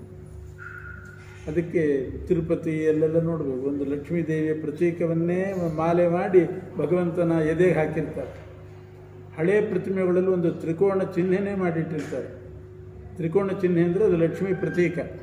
ಅಗ್ನಿಗೂ ತ್ರಿಕೋಣನೇ, ಲಕ್ಷ್ಮಿಗೂ ತ್ರಿಕೋಣ. ಬಲಭಾಗದಲ್ಲಿ ಹಳೆಯ ಪ್ರತಿಮೆಯಲ್ಲಿ ಬಲಭಾಗದಲ್ಲಿ ಒಂದು ತ್ರಿಕೋಣದ ಚಿಹ್ನೆ ಇರ್ತದೆ, ಅಂದರೆ ಲಕ್ಷ್ಮೀ ವಾಸಸ್ಥಳ ಅದು ಅಂತ ಅರ್ಥ. ಹೀಗೆ ವಕ್ಷೋ ನಿವಾಸಮಕರೋತ್ ಪರಮಂ ವಿಭೂತೆ, ತನ್ನ ಸರ್ವೋತ್ತಮತ್ವ ತೋರಿಸಿದ್ದಕ್ಕೆ ಪರಮಾತ್ಮ ಲಕ್ಷ್ಮೀದೇವಿಗೆ ತನ್ನ ಎದೆಯಲ್ಲೇ ಸ್ಥಾನ ಕೊಟ್ಟು ಎದೆ ಮೇಲೆ ಕೂಡಿಸ್ಕೊಂಡ. ಇವತ್ತಿನವ್ರು ಅಂತಾರೆ, ನೀನು ಎದೆ ಮೇಲೆ ಕೂಡಿಸ್ಕೊಂಡು ನಾವು ತಲೆ ಮೇಲೆ ಕೂಡಿಸ್ಕೊತೀವಿ ಅಂತ. ನಮ್ಗಿಂತ ಮುಂದುವರೆದಿದ್ದೇವೆ ನಾವು ಭಕ್ತಾನುಕಂಪಿಗಳು. ಹೀಗೆ ಪಕ್ಷೋ ನಿವಾಸಮಕರೋತ್ ಪರಮಂ ವಿಭೂತೆ ಶ್ರೀ ಸ್ವಪ್ರಜಸ್ಸ ಕರುಣೇನ ನಿರೀಕ್ಷಣೇನ ಯತ್ರ ಸ್ಥಿತ ಇದಯತ ಸಾಧಿಪತಿಂ ಸ್ತ್ರೀಲೋಕಾನ್. ಇಂಥ ಭಗವಂತನಲ್ಲಿ ಇನ್ನೊಂದು ಸ್ವರೂಪ ಏನೆಂದರೆ ಅಹೇಯತ್ವ. ಯಾರು ಅವನನ್ನು ಬಿಟ್ಟು ಬದುಕಲಿಕ್ಕೆ ಸಾಧ್ಯ. ದೈತ್ಯರು ಕೂಡ ನಾವು ಬಿಟ್ಟಿದ್ದೀವಿ ಅಂತ ತಿಳ್ಕೊಂಡಿದ್ದಾರೆ. ಏನು ಬಿಟ್ಟಿದ್ದಾರೆ? ಪರಮಾತ್ಮನ್ನೇನು ಬಿಟ್ಟಿಲ್ಲ. ಅವನ ಭಜನೆ ಬಿಟ್ಟಿದ್ದಾರೆ, ಸ್ತೋತ್ರ ಬಿಟ್ಟಿದ್ದಾರೆ, ಪೂಜೆ ಬಿಟ್ಟಿದ್ದಾರೆ ಅಷ್ಟೇ. ಅವನನ್ನು ಬಿಟ್ಟರೆ ಬದುಕಲಿಕ್ಕೆ ಸಾಧ್ಯ ಇಲ್ಲ. ವಾಯುದೇವರನ್ನು ಬಿಟ್ಟರೆ ಬದುಕಲಿಕ್ಕೆ ಆಗ್ತದ? ವಾಯುದೇವರು ಸ್ತೋತ್ರ ಬಿಟ್ಟು ಬದುಕ್ತಾರೆ ಅಷ್ಟೇ, ಸ್ತುತಿ ಬಿಟ್ಟು ಬದುಕಿರ್ತಾರೆ. ನಾವು ವಾಯುಸ್ತುತಿ ಪಾರಾಯಣ ಮಾಡೋದಿಲ್ಲ, ಬದುಕಿದ್ವಿ. ವಾಯುದೇವರನ್ನು ಬಿಟ್ಟು ಬದುಕಲಿಕ್ಕೆ ಆಗ್ತದ? ಆಗೋದೇ. ಅದಕ್ಕೆ ಹೇಳಿ ತ್ವರೆದು ಜೀವಿಸಬಹುದೇ ಹರಿ ನಿನ್ನ ಚರಣಗಳ. ಭಗವಂತನ ಚರಣ ಬಿಟ್ಟು ಯಾರಿಗೆ ಬದುಕಲಿಕ್ಕೆ ಸಾಧ್ಯ? ದೈತ್ಯರಾಗಲಿ, ದಾನವರಾಗಲಿ, ರಾವಣನೇ ಆಗಲಿ, ಅವನು ಉಸಿರಾಡಿಕೊಂಡಿರ್ಬೇಕಾದ್ರೆ ಮತ್ತು ಒಳಗೆ ಪ್ರಾಣದೇವರು ಇರಲೇಬೇಕು, ಪರಮಾತ್ಮ ಇರಲೇಬೇಕು. ಶ್ರಿಯಮನುಚರತೀಂ ತದರ್ಥಿನಶ್ಚ ದ್ವಿಪದಪತೀನ್ ವಿಬುಧಾಂಶ್ಚ ಯಸ್ವಪೂರ್ಣಃ ನ ಭಜತಿ ನಿಜಭೃತ್ಯವರ್ಗತಂತ್ರಃ ಕಥಮಮುದ್ವಿಸೃಜೇತ್ ಪುಮಾನ್ ಕೃತಜ್ಞಃ. ಇಂಥವನನ್ನು ಯಾರು ಬಿಡ್ಲಿಕ್ಕೆ ಸಾಧ್ಯ? ಮುಂದಿನ ಶ್ಲೋಕ ಅಂತೂ ಸಮಸ್ತ ವೇದಗಳಲ್ಲಿ ಬಂದ ಎಲ್ಲ ಶಬ್ದಗಳನ್ನು ಸೇರಿಸಿ ಭಾಗವತದಲ್ಲಿ ಒಂದು ಶ್ಲೋಕ ಮಾಡಿದ್ದಾರೆ. ವೇದಾರ್ಥ ಪರಿಬ್ರಹ್ಮಿತ ಅನ್ನೋದನ್ನು ಮುಂದೆ ನೋಡಬಹುದು. ರೂಪಂ ಯತ್ ಪ್ರಾಹುರವ್ಯಕ್ತ ಮಾಧ್ಯಂ ಬ್ರಹ್ಮಜ್ಯೋತಿರ್ನಿರ್ಗುಣಂ ನಿರ್ವಿಕಾರಂ ಸತ್ತಾ ಮಾತ್ರಂ ನಿರ್ವಿಶೇಷಂ ನಿರೀಹಂ ಸತ್ವಂ ಸಾಕ್ಷಾತ್ ವಿಷ್ಣುರಧ್ಯಾತ್ಮದೀಪಂ. ಇದು ವೇದದಲ್ಲಿ ಬಂದಿರುವ ಶಬ್ದಗಳೆಲ್ಲ ಸೇರಿಸಿ ಮಾಡಿದ್ದಾರೆ. ಪರಮಾತ್ಮನ ಸ್ವರೂಪ ಅವ್ಯಕ್ತಮಚಲಂ ಶಾಂತಂ ಯಥೋ ವಾಚೋ ನಿವರ್ತಂತೆ ಕೇವಲ ನಿರ್ಗುಣಶ್ಚ ಇತ್ಯಾದಿ ವೇದಗಳ ಆಧಾರದಿಂದ ಹೇಳಿದಂಥದ್ದು. ಇನ್ನು ಭಗವಂತ ಅವನಿಗೆ ಪಕ್ಷಪಾತ ಇಲ್ಲ. ನಯಸ್ಯ ವಧ್ಯ ನ ಚ ರಕ್ಷಣೀಯ ನೋಪೇಕ್ಷಣೀಯ ಧರಣೀಯ ಪಕ್ಷ ಅಥಾಪಿ ಸರ್ಗಸ್ಥಿತಿ ಸಂಯಮಾರ್ಥಂ ಧತ್ತೆ ರಜಸ್ಸತ್ವತಮಾಂಸಿ ಕಾಲೇ. ಅವನಿಗೆ ಶತ್ರುಗಳು ಮಿತ್ರರು ಹೀಗೆ ಅಂತಿಲ್ಲ, ಅವರವರ ಸಾಧನೆಗೆ ತಕ್ಕಂತೆ ಫಲ ಕೊಡ್ತಾನಷ್ಟೇ ಹೊರತು ಅವನು ಪಕ್ಷಪಾತ ನಮ್ಮವರು ಪರಕೀಯರು ಅಂತಿಲ್ಲ. ತಮ್ಮವರು ದೋಷಿಗಳಾಗಿದ್ದರೆ ಅವರು ತಮ್ಮವರು ಅಲ್ವೇ ಅಲ್ಲ, ತಮ್ಮವರು ಅಲ್ಲದಿದ್ದವರು ಕೂಡ ಗುಣವಂತರಾಗಿದ್ದರೆ ತಮ್ಮವರೇ ಪರಮಾತ್ಮನಿಗೆ. ಹೀಗೆ ಗುಣದೋಷಗಳನ್ನಿಟ್ಟುಕೊಂಡು ಅವರ ಸಾಧನೆಯನ್ನಿಟ್ಟುಕೊಂಡು ಫಲ ಕೊಡ್ತಾನೆ. ಮುಮುಕ್ಷುಗಳು ಅವನನ್ನೇ ಶರಣ ಹೊಂದಬೇಕು ಅಂತ ಇಷ್ಟು ಬ್ರಹ್ಮೋಪದೇಶ ಪ್ರಕರಣದಲ್ಲಿ ವಿಶೇಷವಾದ ಶ್ಲೋಕಗಳು ಭಾಗವತದಲ್ಲಿ ಬೇರೆ ಬೇರೆ ಪ್ರಸಂಗದಲ್ಲಿ ಬಂದದ್ದನ್ನು ಸಂಗ್ರಹ ಮಾಡಿದ್ದಾರೆ. ಬ್ರಹ್ಮೋಪದೇಶ ಆದಮೇಲೆ ಮುಂದೇನು ಮಾಡಬೇಕು ಅನ್ನೋದನ್ನು ಮುಂದಿನ ಪ್ರಕರಣದಲ್ಲಿ ಹೇಳ್ತಾರೆ. ಮುಂದೇನು ಮಾಡಬೇಕು ಅಂತಂದರೆ ಪ್ರವೃತ್ತ ಕರ್ಮ ಬಿಡಬೇಕು. ಪರಮಾತ್ಮನ ಉಪದೇಶ ಆದಮೇಲೆ ಕ್ಷುದ್ರವಾದ ಈ ಸುಖಕ್ಕೆ ಆಸೆ ಪಡಬಾರ್ದು. ಒಂದು ಮಗು ಇರ್ತದೆ, ಅವರಮ್ಮ ಕಾಣಿಸ್ತಾ ಇರೋದಿಲ್ಲ, ಎಲ್ಲೋ ಹೋಗಿರ್ತಾಳೆ, ಅಮ್ಮ ಅಮ್ಮ ಅಂತ ಅಳ್ತಿರ್ತದೆ. ಅಳು ನಿಲ್ಲಿಸಲಿಕ್ಕೆ ಯಾರೋ ಅದಕ್ಕೆ ಮಿಠಾಯಿ ಕೊಡ್ತಾರೆ, ಪೇಪರ್ ಮಿಟ್ ಕೊಡ್ತಾರೆ, ಬಿಸ್ಕತ್ ಕೊಡ್ತಾರೆ, ಆಟ ಸಾಮಾನು ಕೊಡ್ತಾರೆ, ಎಲ್ಲ ತೊಗೋತದೆ, ಅಳ್ತಾನೇ ಇರ್ತದೆ, ಎಲ್ಲ ತೊಗೋತದೆ. ಅವ್ರ ಅಮ್ಮ ಬಂದು ಅಂತಂದರೆ ಯಾರು ಏನು ಕೊಟ್ಟರು ತೊಗೊಳ್ಲಿಕ್ಕೆ ಹೋಗೋದು, ಅಮ್ಮನ ಕಡೆ ಓಡೋಗ್ತದೆ. ಅಮ್ಮ ಬರೋ ತನಕ ಎಲ್ಲ ತೊಗೋತದೆ.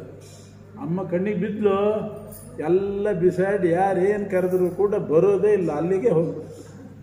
ಹಾಗೆ ಪರಮಾತ್ಮ ಕಾಣೋ ತನಕ ಇದೆಲ್ಲ ಸುಖ ಸುಖ ಅಂತ ಅನಿಸ್ತು. ಅವನು ಕಂಡ ಮೇಲೆ ಇದ್ಯಾವುದು ಬೇಡ ಅಂತ ಅನಿಸ್ತದೆ. ಅದೇ ಪ್ರವೃತ್ತ ಕರ್ಮ ಬಿಟ್ಟುಬಿಡ್ಬೇಕು. ಪರಮಾತ್ಮ ಕಾಣೋ ತನಕ ಇರ್ತದೆ, ಪರಮಾತ್ಮ ಕಂಡ ಮೇಲೆ ಇದೆಲ್ಲ ಕ್ಷುದ್ರ ಅಂತ ಪ್ರವೃತ್ತ ಕರ್ಮ ಅಂತ ಕರೀತಾರೆ. ಅದನ್ನು ಬಿಟ್ಟು ನಿವೃತ್ತ ಕರ್ಮದಲ್ಲಿ ತೊಡಗಬೇಕು. ಅಂದರೆ ಅವನ ಪ್ರೀತಿ, ಕೇವಲ ಅವನ ಪ್ರೀತ್ಯರ್ಥವಾದ ಕರ್ಮದಲ್ಲಿ ತೊಡಗಬೇಕು. ಅದರಿಂದ ಗುರುಗಳಾದವರು ಅಥವಾ ತಂದೆ ತಾಯಿಗಳು ಬಂಧುಗಳು ಅಂತ ಅನಿಸ್ಕೊಂಡವರು ತಮ್ಮ ಮಕ್ಕಳನ್ನು ಬಂಧುಗಳನ್ನು ಪ್ರವೃತ್ತ ಕರ್ಮದಲ್ಲಿ ತೊಡಗಿಸಬಾರ್ದು. ಅದನ್ನು ಸಂಗ್ರಹ ಮಾಡಿ ವಿಶೇಷವಾಗಿ ಹೇಳ್ತಾರೆ. ಒಬ್ಬ ಗುರು ಅಂತ ಅನಿಸ್ಕೋಬೇಕಾದ್ರೆ, ತಂದೆ ಅಂತ ಅನಿಸ್ಕೋಬೇಕಾದ್ರೆ ಆ ತಮ್ಮ ಮಕ್ಕಳನ್ನು ಮೃತ್ಯುವಿನ ದವಡೆಗೆ ಹಾಕಬಾರ್ದು. ಮೃತ್ಯುವಿನ ಬಾಯಿಗೆ ಹಾಕಿದರೆ ಅವರು ತಂದೆ ತಾಯಿ ಅಂತ ಹೇಗೆ ಅನಿಸ್ಕೋತಾರೆ. ಮೃತ್ಯುವಿನ ದವಡೆಯಲ್ಲಿ ಬಿದ್ದವರನ್ನ ಹೊರಗೆ ತೆಗಿಬೇಕು. ತಾವೇ ಮೃತ್ಯುವಿನ ದವಡೆಗೆ ಹಾಕಿಬಿಟ್ರೆ ಏನು? ವಿಜಯದಾಸರ ಕಾಲದಲ್ಲಿ ಒಂದು ಘಟನೆ ನಡೀತು. ಮೋಹನದಾಸರು ಅಂತಿದ್ದರು. ಮೋಹನದಾಸರು ಅವ್ರ ತಾಯಿ ಬಹಳ ಬಡತನ, ಎಲ್ಲರೂ ಅವ್ರನ್ನ ಬಡತನದಿಂದ ಉಪೇಕ್ಷೆ ಮಾಡಿಬಿಟ್ರು. ಗಂಡ ಬೇರೆ ಇದ್ದಿಲ್ಲ, ಒಂದು ಕೂಸು ಮಾತ್ರ. ಆ ಮೋಹನದಾಸರೇ ಕೂಸು. ಅವರ ತಾಯಿ ಮತ್ತು ಮಗು ಹಂಪಿಗೆ ಬಂದಿದ್ದರಂತೆ. ಅಲ್ಲಿ ಪುರಂದರೋತ್ಸವ ವಿಜಯದಾಸರು ಮಾಡೋದು 7-8 ದಿವಸ ಉತ್ಸವ. 7-8 ದಿವಸ ಅಂತೂ ಊಟ ಆಗ್ತದಲ್ಲ ಅಂತ ಅಲ್ಲಿಗೆ ಬಂದರು ಅವರು. ಅಷ್ಟು ಮತ್ತೆ ನೋಡೋಣ, ಮತ್ತೆ ಇನ್ನೆಲ್ಲಿ ಆದರೂ ಉತ್ಸವ ನಡೆದ್ರೆ ಹೋದ್ರಾಯಿತು. ಈಗಂತೂ 7 ದಿವಸದ ಊಟ ತಪ್ಪಿತು ಅಂತ ಅದು ನಿಶ್ಚಿಂತೆ ಆಗ್ತದೆ ಅಂತ ಅಲ್ಲಿ ಬಂದರು. ಆ ಕೂಸಿಗೆ ಮೈಯೆಲ್ಲ ಕಜ್ಜಿ, ಬಡತನಕ್ಕೆ ಸರಿಯಾಗಿ ಉಪಚಾರ ಇಲ್ಲ, ಕಜ್ಜಿ ಗಲೀಜು. ಅಂಥ ಮಗುವನ್ನು ಕಟ್ಟಿಕೊಂಡು ಒಂದು ಎಲ್ಲಾದರೂ ಎಲೆ ಹುಡ್ಕೋಣ ಅಂತ ಬಂದರೆ ಯಾರೂ ಎಲೆ ಕೊಡಲಿಲ್ಲ. ಪಕ್ಕದಲ್ಲಿ ಖಾಲಿ ಇದ್ದರೂ ಕೂಡಿಸ್ಕೊಳ್ಳಿಕ್ಕೆ ತಯಾರಿಲ್ಲ. ಕೊನೆಗೆ ಯಾವುದೋ ಒಂದು ಖಾಲಿ ಎಲೆ ಸಿಕ್ತು, ಕೂತ್ಲಂತೆ ಹೋಗಿ ಮೋಹನದಾಸರ ತಾಯಿ ಆ ಕೂಸನ್ನು ಎತ್ತುಕೊಂಡು ಅದಲ್ಲಿ ಗಲೀಜು ಮಾಡಿಬಿಡ್ತಂತೆ. ಪಕ್ಕದಲ್ಲಿದ್ದವರೆಲ್ಲ ಬೈಲಿಕ್ಕೆ ಶುರು ಮಾಡಿದರು. ಶನಿ ಯಾಕೆ ಬಂದೆ ನೀನು ಇಲ್ಲಿಗೆ, ಹಾಗೆ ಹೀಗೆ ಅಂತ ಬೈಲಿಕ್ಕೆ ಶುರು ಮಾಡಿದರು. ಕೊನೆಗೆ ನಮ್ಮಂಥವರು ಬದುಕಬಾರ್ದು ಅಂತ ತೀರ್ಮಾನ ಮಾಡಿದ್ರು. ವಿಜಯದಾಸರ ತಾಯಿ ತೀರ್ಮಾನ ಮಾಡಿ ಆ ಮಗುವನ್ನು ಎತ್ತುಕೊಂಡು ಯಾರು ನೋಡೋದಿಲ್ಲ, ಎಲ್ಲ ಊಟಕ್ಕೆ ಕೂತ್ಬಿಟ್ಟಿದ್ದಾರೆ. ತುಂಗಭದ್ರಾ ನದಿಗೆ ಹಾಕಿ ಮಗುವನ್ನು ತಾನು ಹಾರಿಬಿಡೋಣ ಅಂತ ಬಂದಂತೆ. ವಿಜಯದಾಸರು ತೀರ್ಥ ಹಾಕ್ತಿದ್ರು, ಸಾವಕಾಶ ಹೇಳಲಿಕ್ಕೆ ಬಂದಿದ್ರು ಏನೋ, ಅಕಸ್ಮಾತ್ ಆ ಕಡೆ ತಿರುಗ್ತಾರೆ. ಈ ಹೆಣ್ಣು ಮಗಳು ಕೂಸನ್ನು ನದಿಗೆ ಹಾಕ್ಲಿಕ್ಕೆ ಹೊರಟಿದ್ದಾಳೆ. ಅದು ಕಣ್ಣಿಗೆ ಬಿತ್ತು ವಿಜಯದಾಸರಿಗೆ. ಇಲ್ಲಿ ಸಾವಕಾಶ ಹೇಳೋದು ಬಿಟ್ಟರು, ಸೀದಾ ಓಡಿದ್ರು. ಅಮ್ಮ ಅಂತ ಕೂಕೊಂಡು ಹೋದರು. ಅವಳು ತಿರುಗಿ ನೋಡಿದ್ಲು. ತಡಿ ಅಂತ ಹೋಗಿ ಅವ್ರು ನಿಲ್ಲಿಸಿ, ಏನು ಮಾಡ್ತಾ ಇದ್ದೆ ನೀನು? ನಿನ್ನ ಮಗುವನ್ನು ನದಿಗೆ ಹಾಕ್ತಾ ಇದ್ದೀಯ, ಯಾಕೆ ಹಾಕ್ತಾ ಇದ್ದೆ? ಇಲ್ಲ, ನಮ್ಮಂಥವ್ರು ಬಡವರು ಬದುಕಬಾರ್ದು, ಗಲೀಜು ಮಾಡ್ಕೋತಿದ್ದೆ, ಯಾರು ಹತ್ತಿರ ಸೇರಿಸಲ್ಲ ನಮ್ಮನ್ನು, ಅದಕ್ಕೆ ನದಿಗೆ ಹಾಕ್ತೀನಿ. ನನಗೆ ಕೊಡು, ನಾಶ ಆಗ್ತೀನಿ ಅಂದರು. ನನಗೆ ಕೊಡು, ನಾಶ ಆಗ್ತೀನಿ. ತಾವೇ ತೊಳೆದು ಬಟ್ಟೆ ಉಡಿಸಿ ಎಲ್ಲ ಮಾಡಿ ಆ ತಾಯಿನ ಮಗುವನ್ನು ಕರ್ಕೊಂಡು ಹೋಗಿ ತಾವು ಸಾಕಿದ್ರಂತೆ. ಮೋಹನ್ ದಾಸರು ವಿಜಯದಾಸರಿಗೆ ಸಾಕು ಮಗ. ಇಷ್ಟು ಕರುಣೆ ಅವರಿಗೆ. ಯಾಕೆ ಹೇಳಿದೆ ಅಂತಂದರೆ, ತಾಯಿಯಾದವಳು ಆ ಮಗುವನ್ನು ನದಿಗೆ ಹಾಕ್ಲಿಕ್ಕೆ ಹೊರಟಿದ್ದು. ಇದೆಲ್ಲ ಆಧ್ಯಾತ್ಮಿಕ ಅರ್ಥ ಇರ್ತದೆ ಇದರೊಳಗಡೆ. ಅವತ್ತು ತಾಯಿ ಆ ಮಗುವನ್ನು ನದಿಗೆ ಹಾಕ್ಲಿಕ್ಕೆ ಹೊರಟಿದ್ದು. ಇವತ್ತು ಎಷ್ಟೋ ಜನ ತಂದೆ ತಾಯಿಗಳು ತಮ್ಮ ಮಕ್ಕಳನ್ನು ನದಿಗೆ ಹಾಕಲಿಕ್ಕೆ ಹೊರಟಿದ್ದಾರೆ, ಮೃತ್ಯುವಿನ ಬಾಯಿಗೆ ಹಾಕ್ಲಿಕ್ಕೆ ಹೊರಟಿದ್ದಾರೆ. ಅಂದರೆ ಆಧ್ಯಾತ್ಮಿಕ ಮಾರ್ಗ ಬೇಕಾಗಿಲ್ಲ. ಈಗ ಯಾಕೆ ಇದನ್ನೆಲ್ಲ ಮಾಡ್ತಿದ್ದಿ, ಈಗ ಯಾಕೆ ಸ್ತೋತ್ರ ಕಲಿತಿದ್ದಿ, ರಿಟೈರ್ ಆದಮೇಲೆ ಕಲಿಯುವಂತ ಹೇಳ್ತಾರೆ. ರಿಟೈರ್ ಆದಮೇಲೆ ಕಲಿಬೇಕಂತ ವಾಯುಸ್ಥಿತಿ ಹಿಂಗೆ ಹೇಳೋರು ಇದ್ದಾರೆ. ಈಗ ಬೇಡ, ಈಗ ಇವೆಲ್ಲ ಮಾಡೋದಲ್ಲ. ಈ ಸಣ್ಣ ವಯಸ್ಸಿನಲ್ಲಿ ರಿಟೈರ್ ಆದಮೇಲೆ ಇವೆಲ್ಲ ಮಾಡು. ಈಗ ಯಾಕೆ ಈ ವ್ರತ ನೇಮ ಉಪವಾಸ ಸ್ತೋತ್ರ ಪಾರಾಯಣ ಈಗ ಮಾಡೋದಲ್ಲ, ಇದು ಆಮೇಲೆ ಮಾಡು. ಏನು ಮಾಡಲಿಕ್ಕಾಗ್ತದೆ? ನಾಲಿಗೆ ಹೊರಳಲ್ಲ, ವಾಯುಸ್ಥಿತಿ ಬಾ ಅಂದರೆ ಬರ್ತದ. ಆವಾಗ ಎಷ್ಟು ಆಭಾಸ. ಒಬ್ಬರು ಪೂರ್ತಿ ವಯಸ್ಸಾದ ಮೇಲೆ ವಾಯುಸ್ಥಿತಿ ಕಲೀಲಿಕ್ಕೆ ಬಂದ್ರಂತ ಒಬ್ಬ ತರುಣ ಪಂಡಿತರ ಹತ್ರ. ಬಿಭ್ರದ್ ಭೀಮೋ ಭುಜೇಯೋ ಅಂತ ಹೇಳ್ತಾ ಇದ್ದಾರೆ. ಬಿದ್ ಭೀಮೋ ಭುಜೇಯೋ ಅಂತ ಇವರು ಹೇಳ್ತಾರೆ. ಭೀಮನ್ ಬಿಡಿಸ್ಬೇಡ್ರಿ, ಅವನ ಯಾಕೆ ಬಿದ್ದು ಭೀಮ ಆಗ್ತಾನೆ. ಬಿಭ್ರದ್ ಭೀಮೋ ಭುಜೇಯೋ ಅಂತ ಹೇಳಿದಂಗೆಲ್ಲ ಬಿದ್ದು ಭೀಮೋ ಭುಜೇಯೋ ಅನ್ನೋದು. ಏನು ಗೋಳು ಭೀಮನ್ ಬೀಳಿಸ್ಬಿಟ್ರಿ, ಎಂದಾದರೂ ಬೀಳ್ತಾನ ಭೀಮ. ಇದು ಪರಿಸ್ಥಿತಿ ಹಿಂಗಾಗ್ತದೆ. ಅದರಿಂದ ಗುರುರ್ನ ಸಸ್ಯಾತ್, ಸ್ವಜನೋ ನ ಸಸ್ಯಾತ್, ಪಿತಾ ನ ಸಸ್ಯಾತ್, ಜನನೀ ನ ಸಸ್ಯಾತ್, ದೈವಂ ನ ತತ್ಸ್ಯಾತ್, ನಪತಿಶ್ಚ ಸಸ್ಯಾತ್, ನಮೋಚಯೇದ್ಯ ಸಮುಪೇತ ಮೃತ್ಯುಂ. ಮೃತ್ಯು ಒದಗಿ ಬಂದಾಗ ಅದನ್ನು ದೂರ ಮಾಡಿ ಮೃತ್ಯುವಿನ ದವಡೆಯಿಂದ ಬಿಡಿಸಿದವನೇ ತಂದೆ ತಾಯಿ ಬಂಧು ಗುರು ಎಲ್ಲ ಆಗೋದು. ಮೃತ್ಯುವಿನ ದವಡೆಗೆ ಹಾಕಿದರೆ ಅದರಿಂದ ಪ್ರವೃತ್ತ ಕರ್ಮದ ಕಡೆ ತೊಡಗಿಸಬಾರ್ದು. ಪ್ರವೃತ್ತ ಕರ್ಮ ಅಂದರೆ ಬರೇ ಸಂಸಾರದ ಬಂಧನಕ್ಕೆ ಬೀಳೋ ಕರ್ಮ, ತೊಡಗಿಸಬಾರ್ದು. ಜ್ಞಾನಿಗಳಾದವರು ಎಷ್ಟು ಕಠೋರವಾಗಿ ಹೇಳ್ತಾರೆ ವಿಷ್ಣು ತೀರ್ಥರು ಅಂದರೆ, ಕೆಲವರು ಜ್ಞಾನಿಗಳು ಅಂತ ಅನಿಸಿದವರೇನೇ ಪ್ರವೃತ್ತ ಕರ್ಮದಲ್ಲಿ ತಾವೇ ತೊಡಗಿಸ್ತಾರೆ. ನಿವೃತ್ತ ಕರ್ಮ ಉಪದೇಶ ಮಾಡಬೇಕಾದಂಥ ಸ್ಥಾನದಲ್ಲಿದ್ದವರು ಒಂದು ಮದ್ಯದ ಅಂಗಡಿ ಓಪನಿಂಗ್ ಸಮಾರಂಭಕ್ಕೆ ಹೋಗಿ ಮಂಗಳಾರತಿ ಮಾಡಿದರೆ ಹೇಗಿರ್ತೀವಿ? ನಿವೃತ್ತ ಕರ್ಮ ಉಪದೇಶ ಮಾಡಬೇಕಾದವರು ಹೋಗಿ ಇಂಥ ಉದ್ಯಮಗಳಿಗೆ ಉದ್ಘಾಟನಾ ಸಮಾರಂಭಕ್ಕೆ ಹೋದರೆ ಏನರ್ಥ? ಅವ್ರು ಮಾಡಬೇಕಾದ್ರೆ ಬುದ್ಧಿವಾದ ಹೇಳಬೇಕು. ನಾ ಬರಲ್ಲ ಅಂತಾದರೂ ಇಂಥ ಘೋರ ಪರಿಸ್ಥಿತಿ ಕಲಿಕಾಲದಲ್ಲಿ ಬಂದಿದೆ. ಅದಕ್ಕೆ ಹೇಳ್ತಾರೆ, ಯಾರೂ ಕೂಡ ಜುಗುಪ್ಸಿತಂ ಧರ್ಮಕೃತೇನು ಶಾಸನಂ ಸ್ವಭಾವರಕ್ತಸ್ಯ ಮಹಾನ್ ವ್ಯತಿಕ್ರಮ ಯದ್ವಾಕ್ಯತೋ ಧರ್ಮ ಇತೀತರ ಸ್ಥಿತೋ ನಮನ್ಯತೆ ತಸ್ಯ ನಿವಾರಣಂ ಜನಃ. ಅಂಥವರೇ ಹೋಗಿ ಪ್ರವೃತ್ತ ಕರ್ಮದಲ್ಲಿ ತೊಡಗಿಸಿದರೆ ಹೇಗೆ? ಪ್ರವೃತ್ತ ಕರ್ಮ ಬಿಡಬೇಕು, ನಿವೃತ್ತ ಕರ್ಮ ಮಾಡಬೇಕು. ಅಂದರೆ ಕೇವಲ ಹರಿಪ್ರೀತಿಕರ ಕರ್ಮ ಮಾಡಬೇಕು. ಅಕಸ್ಮಾತ್ ಅದರಲ್ಲಿ ಸಿದ್ಧಿ ಆಗದೆ ಹೋದರೆ, ಏನಾದರೂ ಹೆಚ್ಚು ಕಡಿಮೆ ಆಗಿ ನಿಂತು ಹೋದರೆ ಅವ್ರಿಗೇನು ಅನರ್ಥ ಆಗೋದಿಲ್ಲ. ಒಳ್ಳೆ ಯೋಗಿಗಳ ಕುಲದಲ್ಲೇ ಹುಟ್ಟುತ್ತಾರೆ. ಎಷ್ಟು ಬಾಕಿ ಇತ್ತು ಅಷ್ಟು ಮಾಡಿಕೊಂಡು ಉದ್ಧಾರ. ಪ್ರವೃತ್ತ ಕರ್ಮದಲ್ಲಿ ಫೇಲ್ ಆಯಿತು ಅಂತಂದರೆ ಇಹನೂ ಇಲ್ಲ ಪರನೂ ಇಲ್ಲ. ನಿವೃತ್ತ ಕರ್ಮ ಮಾಡಿದಾಗ ಒಂದು ವೇಳೆ ಈ ಜನ್ಮದಲ್ಲಿ ಮೋಕ್ಷ ಸಿಗಲಿಲ್ಲ ಅಂತ ಇಟ್ಟುಕೊಳ್ಳಿ. ಈಗ ಉದಾಹರಣೆಗೆ ವಿಷ್ಣು ಶರ್ಮ ಅಂತ ಒಬ್ಬ ಬ್ರಾಹ್ಮಣ ಇದ್ದ. ಆ ಭಾಗವತ ಎಲ್ಲ ಅದಕ್ಕೋಸ್ಕರ ಕಥೆ ಹೇಳೋದು. ವಿಷ್ಣು ಶರ್ಮ ಇದ್ದ, ಅವನಿಗೆ ಇಷ್ಟು ಜನ್ಮದ ಸಾಧನೆ ಅಂತ ಇರ್ತದೆ ಒಬ್ಬೊಬ್ಬರಿಗೆ. ಆ ವಿಷ್ಣು ಶರ್ಮನಿಗೆ ಇಷ್ಟು ಜನ್ಮದ ಸಾಧನೆ ಅಂತಿತ್ತು, ಅಷ್ಟೂ ಮಾಡ್ಕೊಂಡು ಬಂದಿದ್ದ. ಇನ್ನೊಂದು 6 ತಿಂಗಳು ಬಾಕಿ ಇತ್ತು. ವಿಷ್ಣು ಶರ್ಮ ಬ್ರಾಹ್ಮಣನದ್ದಾಗ 6 ತಿಂಗಳು ಬಾಕಿ ಇತ್ತು. ಏನು ಗ್ರಹಚಾರವೋ, 6 ತಿಂಗಳು ಬಾಕಿ ಇದ್ದಾಗ ಒಬ್ಬ ರಾಜಪುತ್ರನನ್ನು ನೋಡಿದ. ಅವನ ವೈಭವ, ರಥ, ಛತ್ರ, ಚಾಮರ ಎಲ್ಲ ನೋಡಿ ಸುಮ್ಮನೆ ನಾನಿಲ್ಲಿ ತಪಸ್ಸು ಮಾಡ್ತಾ ಕೂತಿದ್ದೀನಿ, ಕ್ಷತ್ರಿಯನಾಗಿ ಹುಟ್ಟಿದ್ರೆ ಚೆನ್ನಾಗಿರ್ತಿತ್ತು ಅಂದ್ಕೊಂಡ. ಕ್ಷತ್ರಿಯನಾಗಿ ಹುಟ್ಟಬೇಕು ಅಂತ ಬಯಸಿದ. ಅದು ಅಲ್ಲಿಗೆ ಯೋಗ ಭ್ರಷ್ಟ ಅಂತ ಅವ್ರನ್ನ ಕರೀತಾರೆ. ನಾವು ಮಾಡುವ ಸಾಧನೆಯಲ್ಲಿ ನಮಗೆ ತೃಪ್ತಿ ಇರಬೇಕು. ನಾವು ವೇದಾಂತ ಗುರುಕುಲಕ್ಕೆ ಸೇರಿದ್ವಿ ಅಂತಂದರೆ ತೃಪ್ತಿಯಿಂದ ಓದಬೇಕು. ನಮ್ಮಪ್ಪಂಗೆ ಬುದ್ಧಿ ಇಲ್ಲ, ತೊಗೊಂಡೋಗಿ ಈ ಗುರುಕುಲಕ್ಕೆ ಸೇರಿಸಿದ್ದಾನೆ, ಒಳ್ಳೆ ಕಾನ್ವೆಂಟಿಗೆ ಸೇರಿಸಬಾರ್ದ ಅಂತ ಅಂದ್ಕೊಂಡು ಬೈಕೊಂಡಿದ್ದರೆ ಏನು ಬರ್ತದೆ ವೇದಾಂತ? ಒಂದು ದೊಡ್ಡ ಸಿಟಿಯಲ್ಲಿ ಒಂದು ಬೀದಿ, ಆ ಕಡೆ ಕಾನ್ವೆಂಟ್ ಸ್ಕೂಲು, ಈ ಕಡೆ ವೇದ ಪಾಠಶಾಲೆ.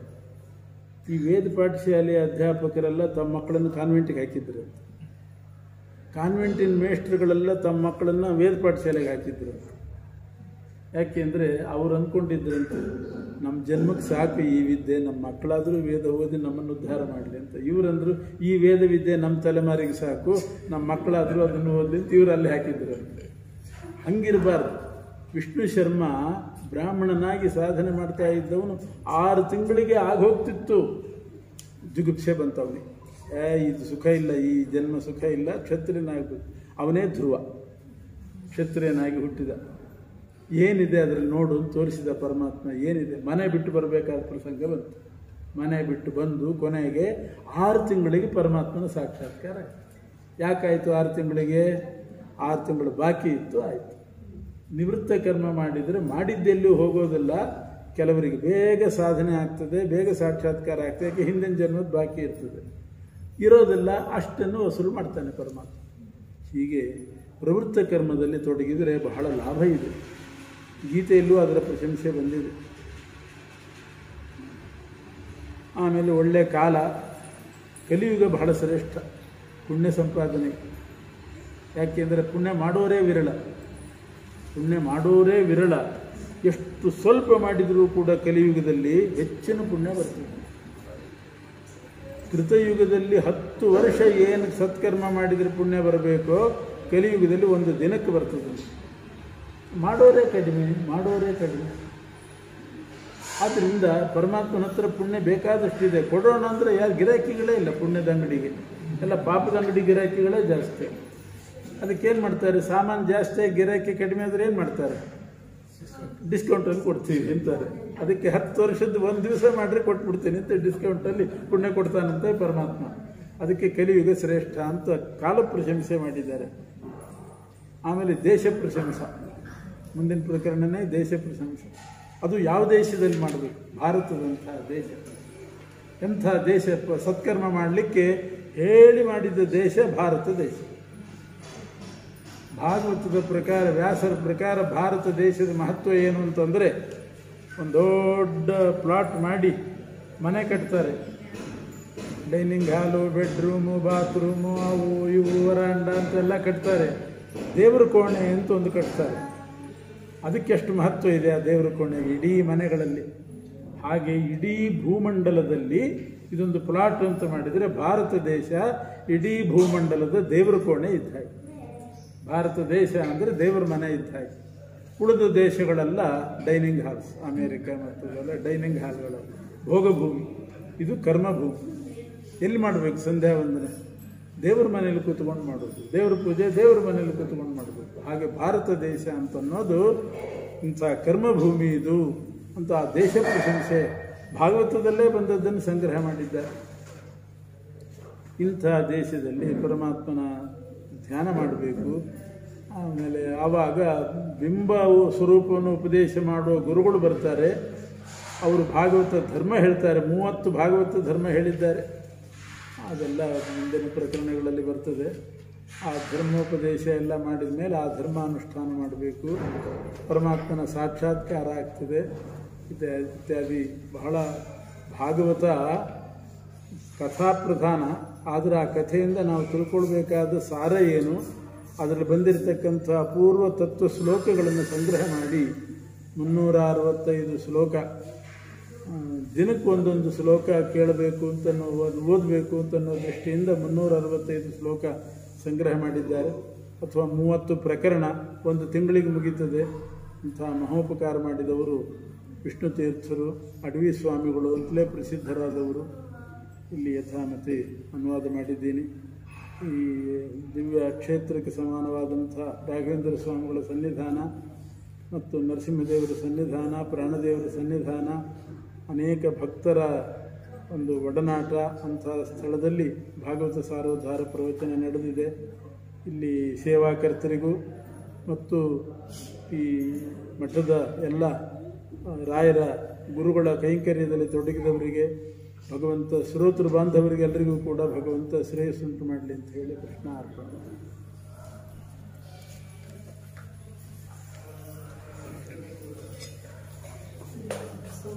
ಯಜಮಾನರಿಗೆ ಇದು ಸಿಕ್ಕಿ ಹೆಸರೇನು ಹೇಳಿ? ಹಾಂ, ಈ ಭಾಗವತ ಸಾರೋದ್ಧಾರ ಹರಿತ ಸಗೋತ್ರೋತ್ಪನ್ನರಾದಂಥ ರಮೇಶ್ ಅಲ್ವಾ, ಅವರ ಒಂದು ಶಾಶ್ವತ ವಿಷ್ಣು ಲೋಕ ಪ್ರಾಪ್ತಿಯ ದೃಷ್ಟಿಯಿಂದ ಈ ಕಾರ್ಯಕ್ರಮ ಏರ್ಪಡಿಸಿದ್ದಾರೆ. ಭಕ್ತಾನುಕಂಪಿಯಾಗಿರ್ತಕ್ಕಂಥ ಪರಮಾತ್ಮ ಅವರನ್ನು ತಮ್ಮ ಸನ್ನಿಧಾನದಲ್ಲಿ ಇಟ್ಟುಕೊಂಡು ಶಾಶ್ವತ ವಿಷ್ಣು ಲೋಕ ಕೊಟ್ಟು ಮತ್ತು ಅವರ ಕುಟುಂಬದವರಿಗೆಲ್ಲರಿಗೂ ಕೂಡ ಶ್ರೇಯಸ್ಸಾಗುವ ಹಾಗೆ ಮಾಡಲಿ ಅಂತ ಹೇಳಿ ಇದರ ಪುಣ್ಯವನ್ನು ಅವರಿಗೆ ಧಾರೆ ಎರೆದು ಕೊಡ್ತಾ ಇದ್ದಾರೆ. ಆ ಪುಣ್ಯದ ಬಲದಿಂದ ಅವರಿಗೆ ಉತ್ತಮ ಲೋಕ ಪ್ರಾಪ್ತಿ ಆಗಲಿ ಅಂತ ದೇವರಲ್ಲಿ ಪ್ರಾರ್ಥನೆ ಮಾಡಿ.